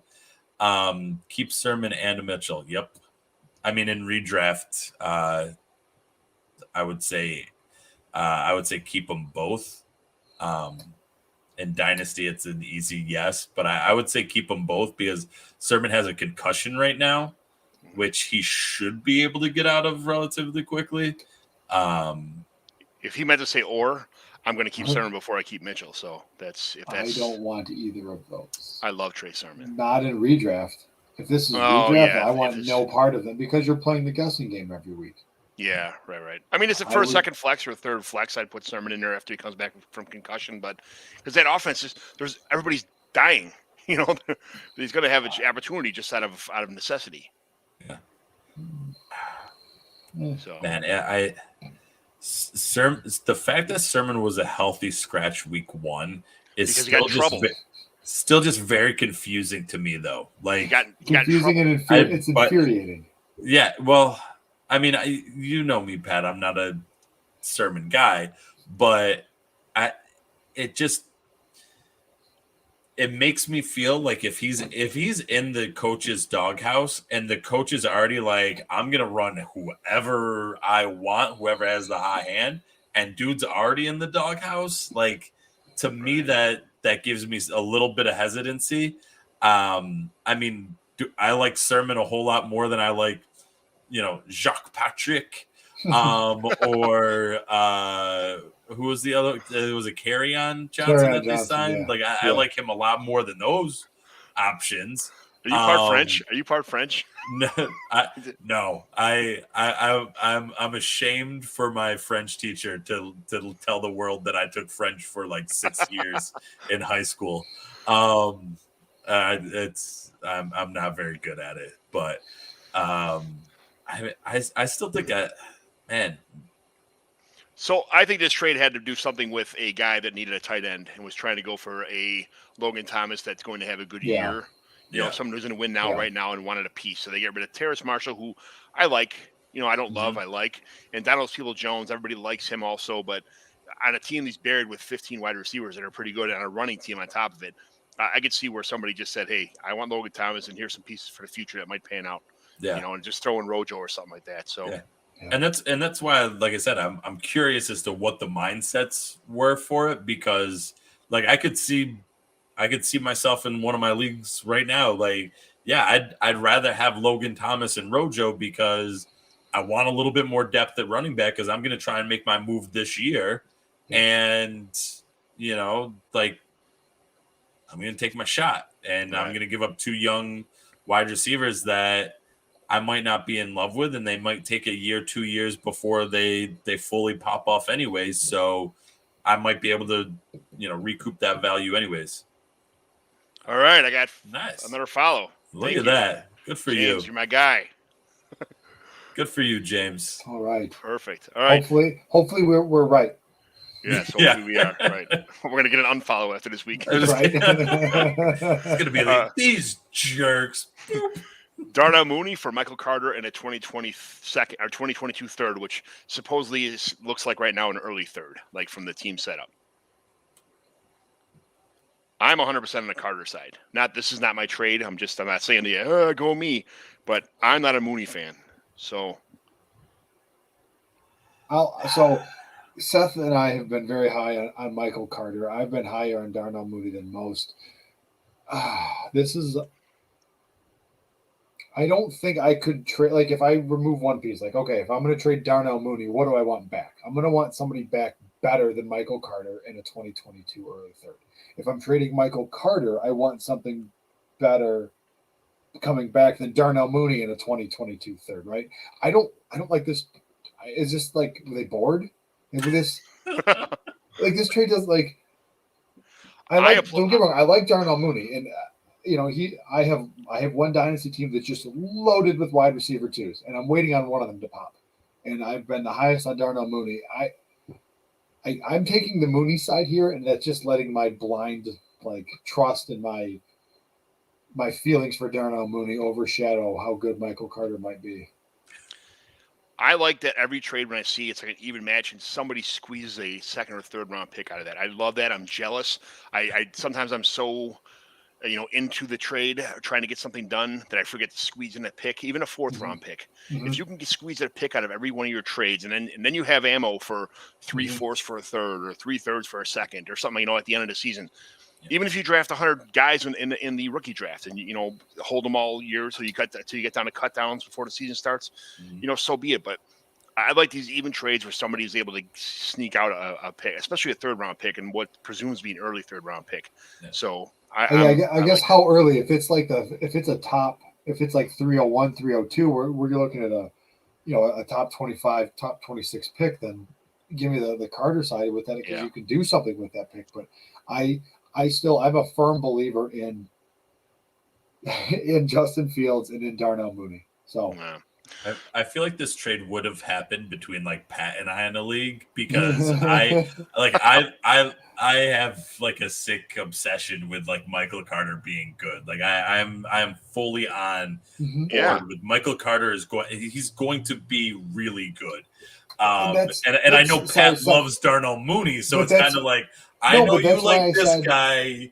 I like this guy. Let's make a little swap here. But that's why I said, like, if I have both of them in the same dynasty league, and I'm not trading Mooney for Carter in a third, and I'm not trading Carter for like the trade. It makes no sense to me. Maybe because it's too even. I don't know. Yeah. Maybe somebody needed a running back and somebody needed a wide receiver, and they just that's the other thing too. Yeah. Yeah. The roster needs. Yeah. All right. So this one's kind of a big one. Russell Wilson and Justin Jefferson. For Justin Fields, Jalen Hurts, Deebo Samuel, and a 2023 first. So is this rebuild versus going for it? Kind of, yeah. You got two young quarterbacks for one quarterback, which, Hurts is not – he's doing a lot better than people thought right now from what last year ended up as. Deebo, looking pretty good. I'm not a big Deebo fan, but he's showing out. 2023 firsts are always pretty handy when you get two or three first rounders when the draft rolls around, so – Give me the young guys with ups. Give me the package side here. Russell Wilson's still decently young. He's still very good. Yeah. He is still very good. And if you're rebuilding, I guess giving up Justin Jefferson's. I was going to say, even if you're rebuilding, I would rather rebuild around Justin Jefferson and It depends on what the rest of the roster is too. Yeah. Like if this is something where like I only have like Russell Wilson and Matt Ryan, like I'm not building. I can't build around Justin Jefferson there because my quarterbacks are so old that I'm gonna have to go into like a full rebuild and I'm gonna miss out on so many good years out of Justin Jefferson. Like if that's the case, then the package makes a little more sense because you're getting those young quarterbacks that go along with the young wide receivers. Mm-hmm. But for me to give up Justin Jefferson, even if I was going into a rebuild, like I would want Jefferson to be one of those building blocks that I'm building around. So right. I would have kept Wilson and Justin Jefferson myself. That's even for two quarterbacks in the Superflex league. I don't know. I know what Russell Wilson is. I don't know what Justin Fields is going to be, and I'm not sure of Jalen Hurts' long-term, future in this league. He looks okay right now, but that could change any minute. And Deebo Samuel is not going to sway me to trade away Justin Jefferson. The first-round pick in 2023 is a bit, if it was 22, it would be a lot easier to kind of maybe swallow this, but 2 years from now, first-round pick for this to give away Justin Jefferson and Russell Wilson. Receivers are kind of a dime a dozen, though. You saw a couple years ago, DJ Moore, Chris Godwin were like top 5 dynasty wide receivers. Where are they at now? 25, 32? Maybe 20. I'd say 18 to 23, maybe I was something gonna like say that. I would say they're both still in the top 25, but Yeah. it depends. It depends on whose stuff you're looking at, though, because like Kyle Pitts is the number one tight end in Dynasty according to consensus. So yeah. Who knows All what right. Jamar Chase is? And You're gonna love this one, Seth. All right. Dak Prescott and Devonta Smith for Baker Mayfield and Sam Darnold. But why? Somebody needed 2 quarterbacks, and the other guy had, I don't know. Whoever got Dak for Baker Mayfield and Sam Darnold, and it was like, no, you need to give me Devonta Smith too. That was like highway. That's highway robbery. Like highway robbery right there. Yeah, I am 100% on the Dak and Devonta Smith deal. Like even if I was needy for a quarterback right now, I'd be like, I'm okay. I'll run with one quarterback and put somebody else in the super flex and let the chips fall where they may to get Dak, who you mentioned, like knowing what a guy is. Like, yeah, Dak had his horrific injury last year, but you still know what he is. He's still been able to put it out there. Like, yes, week 2 was a struggle for him against a tough Chargers defense, but the game plan kind of shifted around a little bit. They were able to come out with a win. Like, he was still able to get that, that W on the board for him. I'm so in favor of getting Dak here, and the problem was this happened right before game 1, and the guy was panicking because Dak, first of all, they were talking about he was not going to have the same mobility he had before, and then that shoulder injury came up where they said maybe it's a baseball injury, he possibly might need surgery, and he didn't have a second quarterback, so he's like, he traded away for 2, high tier 2 quarterbacks. I'm sorry, not even tier 2, but like I would say. No, I'm higher on Baker Mayfield than most. Seth knows this. I love me some Baker Mayfield in that Cleveland offense, but even Mayfield and with as well as Sam Darnold is playing, this is still very lopsided on the Dak and Devonta Smith side. Yeah, Devonta Smith especially. That's a boy. Yeah. So don't trade out of desperation, people. No. That's your lesson. That's your lesson for the night. Don't trade out of desperation. So two lessons tonight. 1, pump the brakes. It's only 2 weeks. 2, don't trade out of desperation. It's like class here. Thank you very much. May I have another? You got a couple of former teachers here. Right. All right. So every week we do a team evaluation here. Somebody sends in a team and we evaluate it to see if it's a keep, a trade, or a cut kind of thing, or is it a rebuild or remodel, the situation. So what we're going to do is kind of go through a team. They're all sent in by a listener. This one was sent in by my neighbor, Joe Castleman, in our new league. He's my neighbor. He's also in a few of my in-person home dynasty leagues. What are the team's biggest needs? Who you keep trade cutting, and who would you trade to improve this team, or who would you send away to do it kind of thing, So I'm going to pull up this team on StreamYard. All right, guys. Here we go. John's going to put his technical skills to good use. Ooh, I've done this before. Oh, no, we got the... That's StreamYard. Oh, there we go. Okay. All right. And you're showing everybody my laziness of just putting the first letter instead of actually writing out the 4 letters that make up the word whole. I had these color codes right here on the side to just copy and paste and put right there, So what we have here is the full PPR, 0.5 PPR for the tight end premium rosters, 12 teams, 25-man, deep plus unlimited IR spots, but no taxi yet. The players are put directly on the roster after the rookie draft. So 11 starters, 1 quarterback, 2 running back, 3 wide receiver, a tight end, 2 flex, which is running back, wide receiver, tight end. We all know super flex. And then we have a bonus for after 400 yards passing and 6 points for every 100 yards rushing and receiving, no kicker or defense. So just keep in mind, he's got 2022 first, 2 seconds, a third, fourth, and a fifth, and then all 5 picks from every future year going forward. So he's got everything plus this extra second round going forward for picks. And this is his team. For quarterbacks, he's got Russell Wilson, Justin Fields, and Teddy Bridgewater. So he's got 3 starting quarterbacks. I'm not sure about Teddy's long-term, usage as far as that goes. But Wilson's going to be there for a while. Justin Fields looks like he's the future of the Bears. I'd like maybe one more solid quarterback on there, but that's okay. It's a good start anyway. For running backs, you got David Montgomery, Kareem Hunt, and then it just kind of Michael P. Ryan, Marlon Mack, and Khalil Herbert. So that's going to need to improve a little bit. Wide receivers, he's Justin Jefferson, DeAndre Hopkins, Brandon Ayuk, Jalen Waddle, Tylen Wallace, Anthony Miller, Seth Williams, Eskridge, Tutu Atwell, Jalen Darden. So the meat and potatoes of his team is the wide receivers by far. Yep. He's got Cole Kmet and OJ Howard, which are 2 very good young tight ends I like a lot.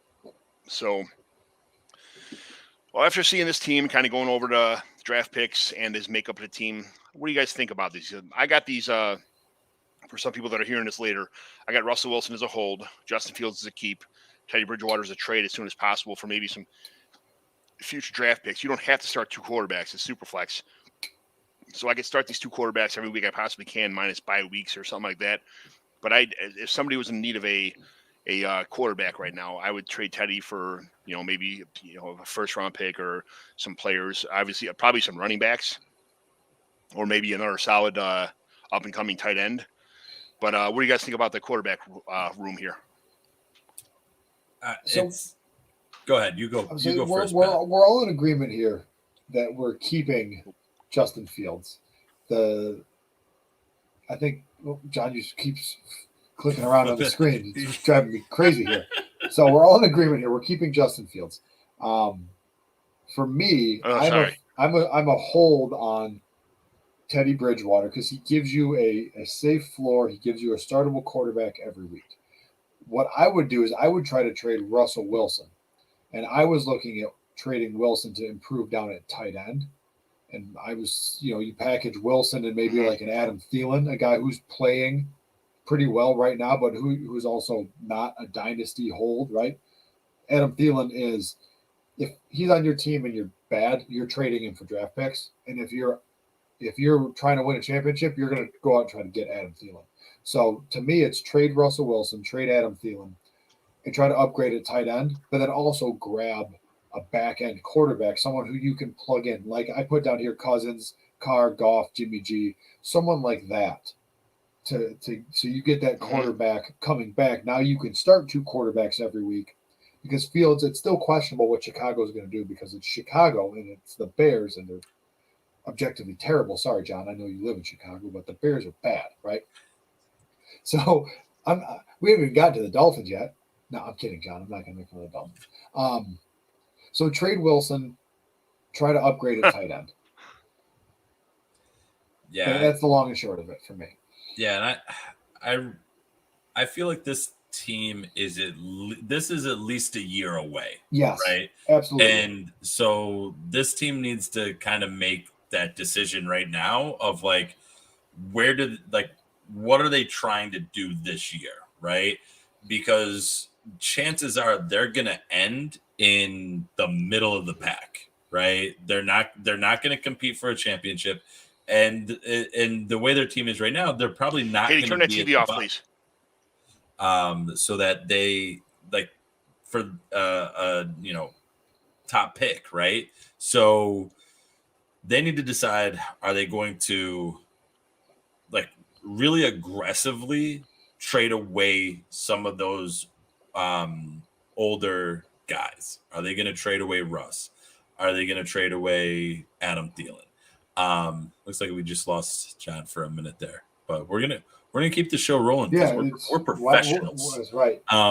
Is the show? We're still okay. We're still live. We're still going. Yeah. No, I completely agree. This is a middle of the pack team, and it's time to fish or cut bait, right?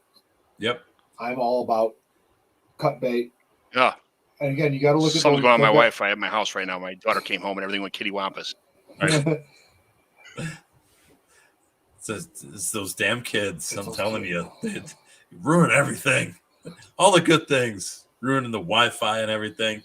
Right. But yeah, no, we're just saying how it's this team is a middle of the pack team, and they got to make a choice as to where they're going to go, right? And so I don't think there's the firepower out there to try and get the running backs that he would need in order to like be a championship team.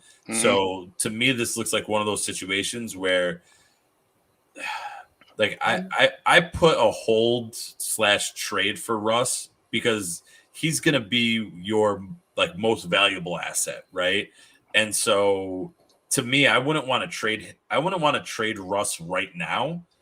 I would be looking to trade like a Thielen. I'd be looking to trade I'd be looking at Parker. Yeah, like I'd be looking to trade some of those guys, and even like Devontae Parker. I put he's untradeable because I know in like my leagues, like no one's buying like Devontae Parker. Like same thing with like Denzel Mims. Like no one's like you might get a bite for Denzel Mims because he's still young and there's still that potential there. But like no one's really going out of their way to get Parker. So you need to, and again, this is like taking that honest kind of reflection of your like temperature check of your team and saying like, this team isn't going to win me the championship. I'm not going to place in the money with this type of team. Right. So does that mean I need to sell Devonta Parker for less than his valued? Probably. Like, is somebody gonna win that trade that's not me? Probably. Right. But you're gonna hopefully be able to rack up at least a third. Maybe you can get a second. Probably not though. But like guys like Hopkins, guys like Adam Thielen, those I put both of those guys as that keep trade spot because a guy like Hopkins is probably going to be on my team until he retires, unless I get some kind of like great deal out of it, right? Because I'm going to be trying to go for the gold. Hopkins is the guy that you trade to get the running backs. Running backs and picks, right? You could probably flip this team pretty quickly by trading Wilson and Hopkins. And it pains to say that, but Russ is 32, Hopkins is 29. Like these are guys that if you're a borderline team, this is a borderline team. If you're a better than borderline team, right? If you are like a 4 or 5 seed, a guy like Wilson could put you over the top. Hopkins can put you over the top, right? Adam Thielen can help put you over the top. So you're gonna probably pay a bit of a premium to get those guys, especially Russell Wilson and DeAndre Hopkins. I mean, they're tiers, multiple tiers above guys like Adam Thielen, right? But you can trade those 3 guys, and you can flip this team, and you can get another quarterback coming back. You can get a running back. You can get a tight end. And you can probably get some picks in there as well. I noticed, John, they've got a 2022 first and 2 2022 seconds. You can add to that, or you can start tacking on. I'm a bigger fan of the 2023 class myself. I might try to go out and get 2023 picks, especially first-round picks, to load up on running backs because there are a handful of running backs in 2023 that I think are really just that's 2022 classes. I don't think there's really stacked. Everybody, it's kind of but there are guys. You could make a case for some of the quarterbacks in 2022. And if this team that we're looking at here is, you've got Fields. And maybe you can go get a younger, well, those guys I listed weren't younger, but I don't know, maybe a Jalen Hurts or something like that as well. But you also look at some guys that are coming out this year that you might not need to rely on them. They can sit on your bench until they break out.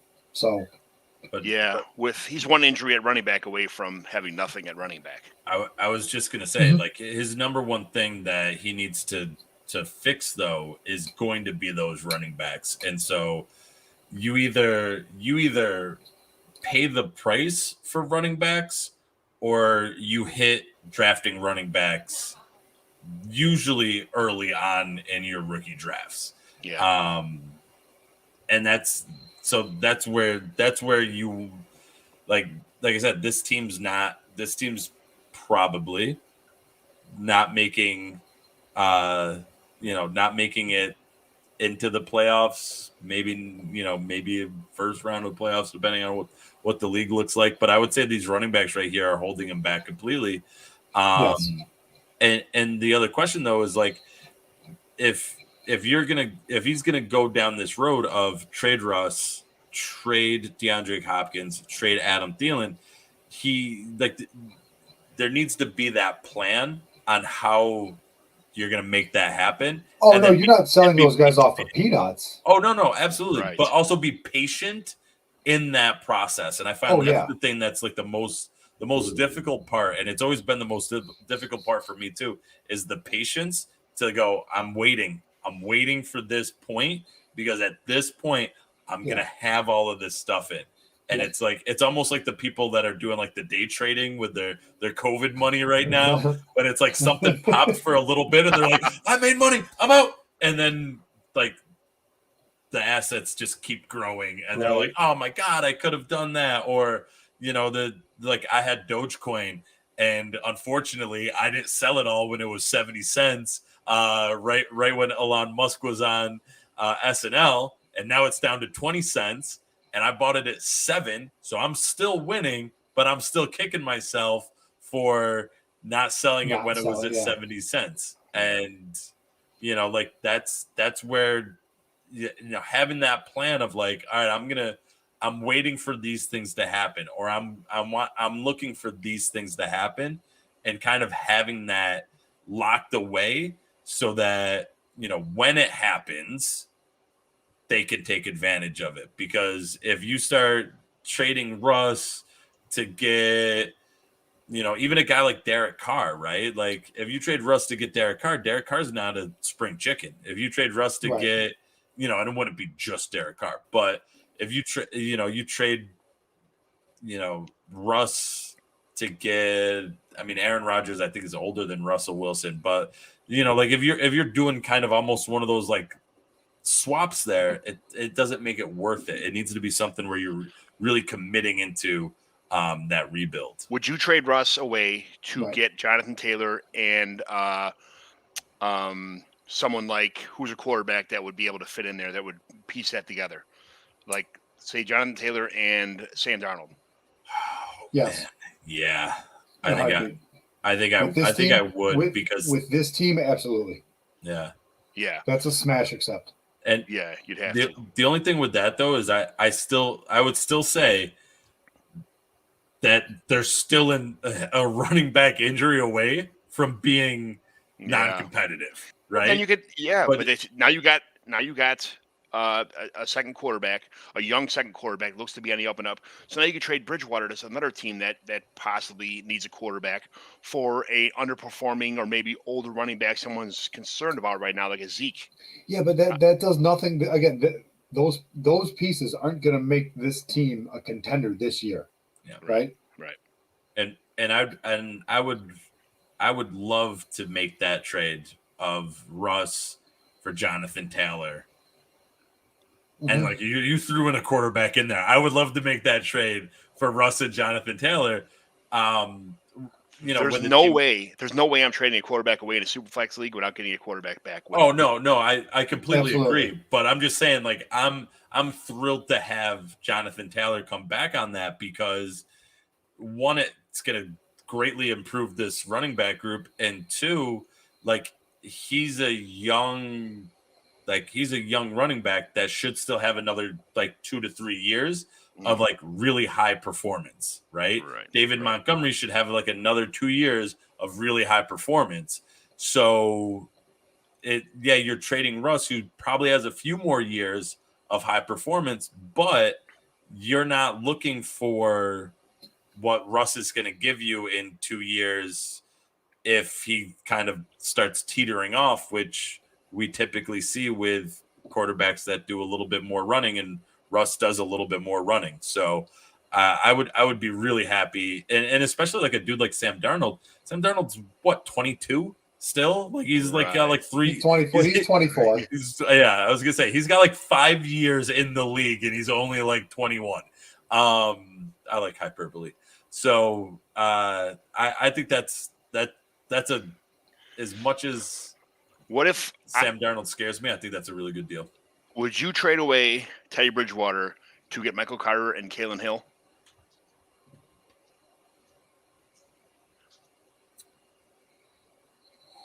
I mean, that's just me No. throwing like kind of spitballing out there because I don't trust. I don't think I would. Teddy Bridgewater's just at the end of the year. I need some running back. What about if it was AJ Dillon, Kalen Hill, and Michael Carter? Still no. Now you're teetering into the 4 quarters for $1. Yeah. Okay. See, right. I might be a little bit more inclined to do that, but that may be my Michael Carter love taking over.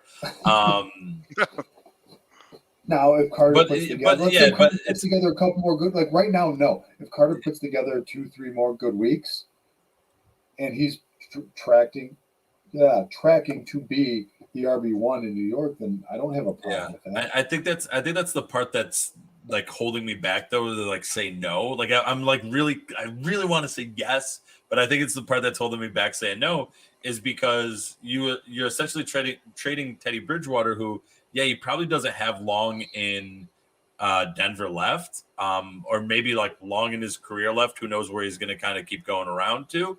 I don't think he has a career in Denver, but who knows? But you're trading that starting quarterback away for 3 running backs, Michael Carter possibly the one on his team. Yeah, you're getting AJ Dillon, who's definitely the 2 on his team, and Kylan Hill is behind AJ Dillon. Yeah, depending on what the game script is. So it's like I want to say yes, but like right now you're trading away a starting. You're trading away like that starting quarterback. Now, if you want to say you're trading away Teddy Bridgewater and you're getting Michael Carter and Jamal Williams, Michael Carter, Kenyon Drake. Now we're talking because now you get a guy who you can plug in. You can plug in Jamal Williams every week. You can plug in Kenyon Drake every week. If Aaron Jones got hurt, you don't think you can plug in Kylan Hill? No, I do instantaneously. I think he's awesome. Kylan Hill or AJ Dillon? Kylan Hill. AJ Dillon's another down back. I'm not sure he's going to be able to carry the workload.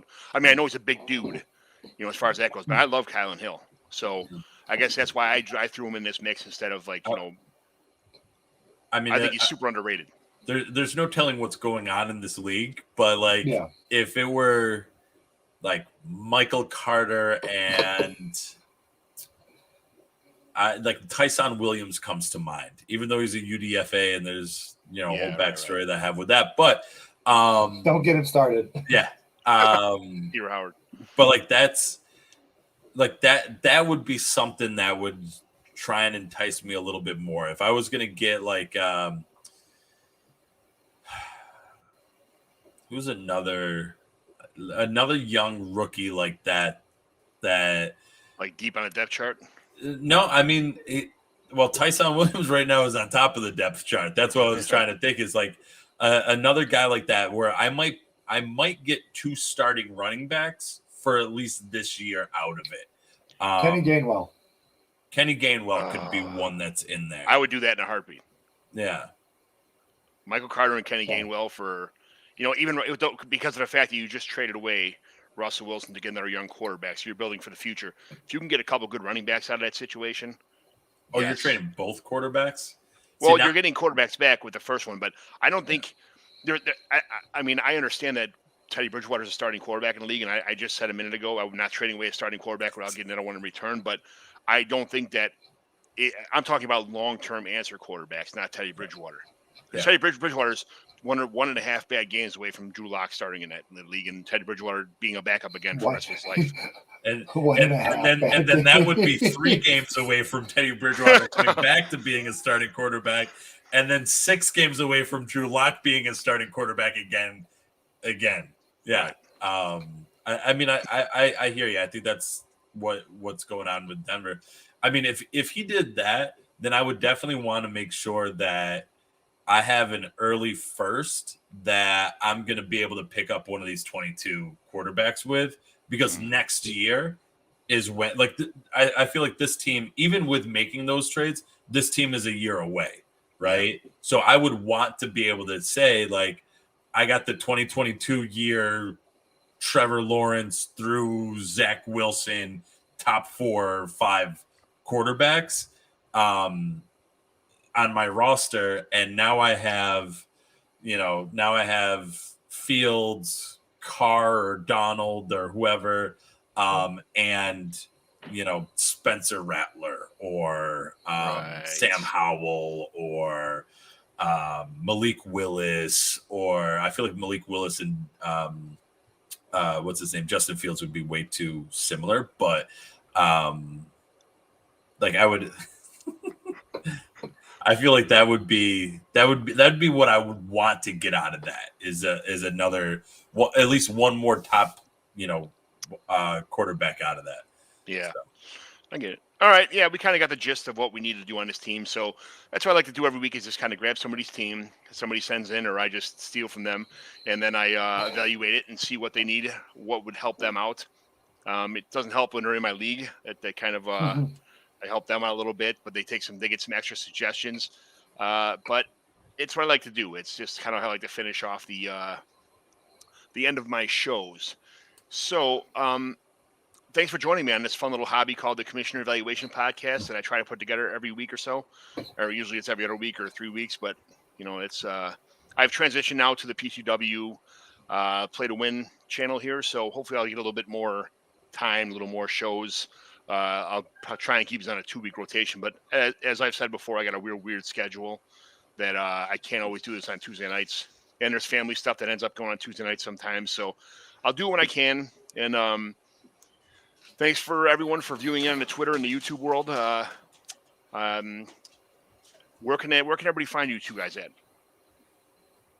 Go ahead, Pat. Close this out. You're good at this. That's one of the few things you do on our podcast. That's right. My responsibilities are very, very, very small on our show now. It's great. John, thanks for having us. It was great to get the band back together for a couple hours and talk football. I'm on Twitter at Dynasty_Pat.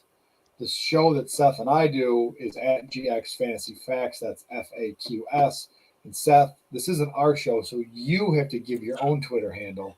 It's a good people where they can find it's a good thing that StreamYard puts it on the screen for me. You can see it. You would be surprised how many times I've messed this up. My name is Seth Keller. You can find me on Twitter at FF the At Home Dad. John, absolute pleasure. Like Pat said, being able to get everybody back together. It's fun to know that we've been doing this for staying in contact. This is our 5th season, I want to say, going into this. So I'm excited for 5 years and glad we were able to bring the amigos back together. The 3 amigos.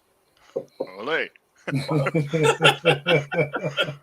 Thanks a lot, guys, and like I say to everybody, may your home always be too small for all of your friends.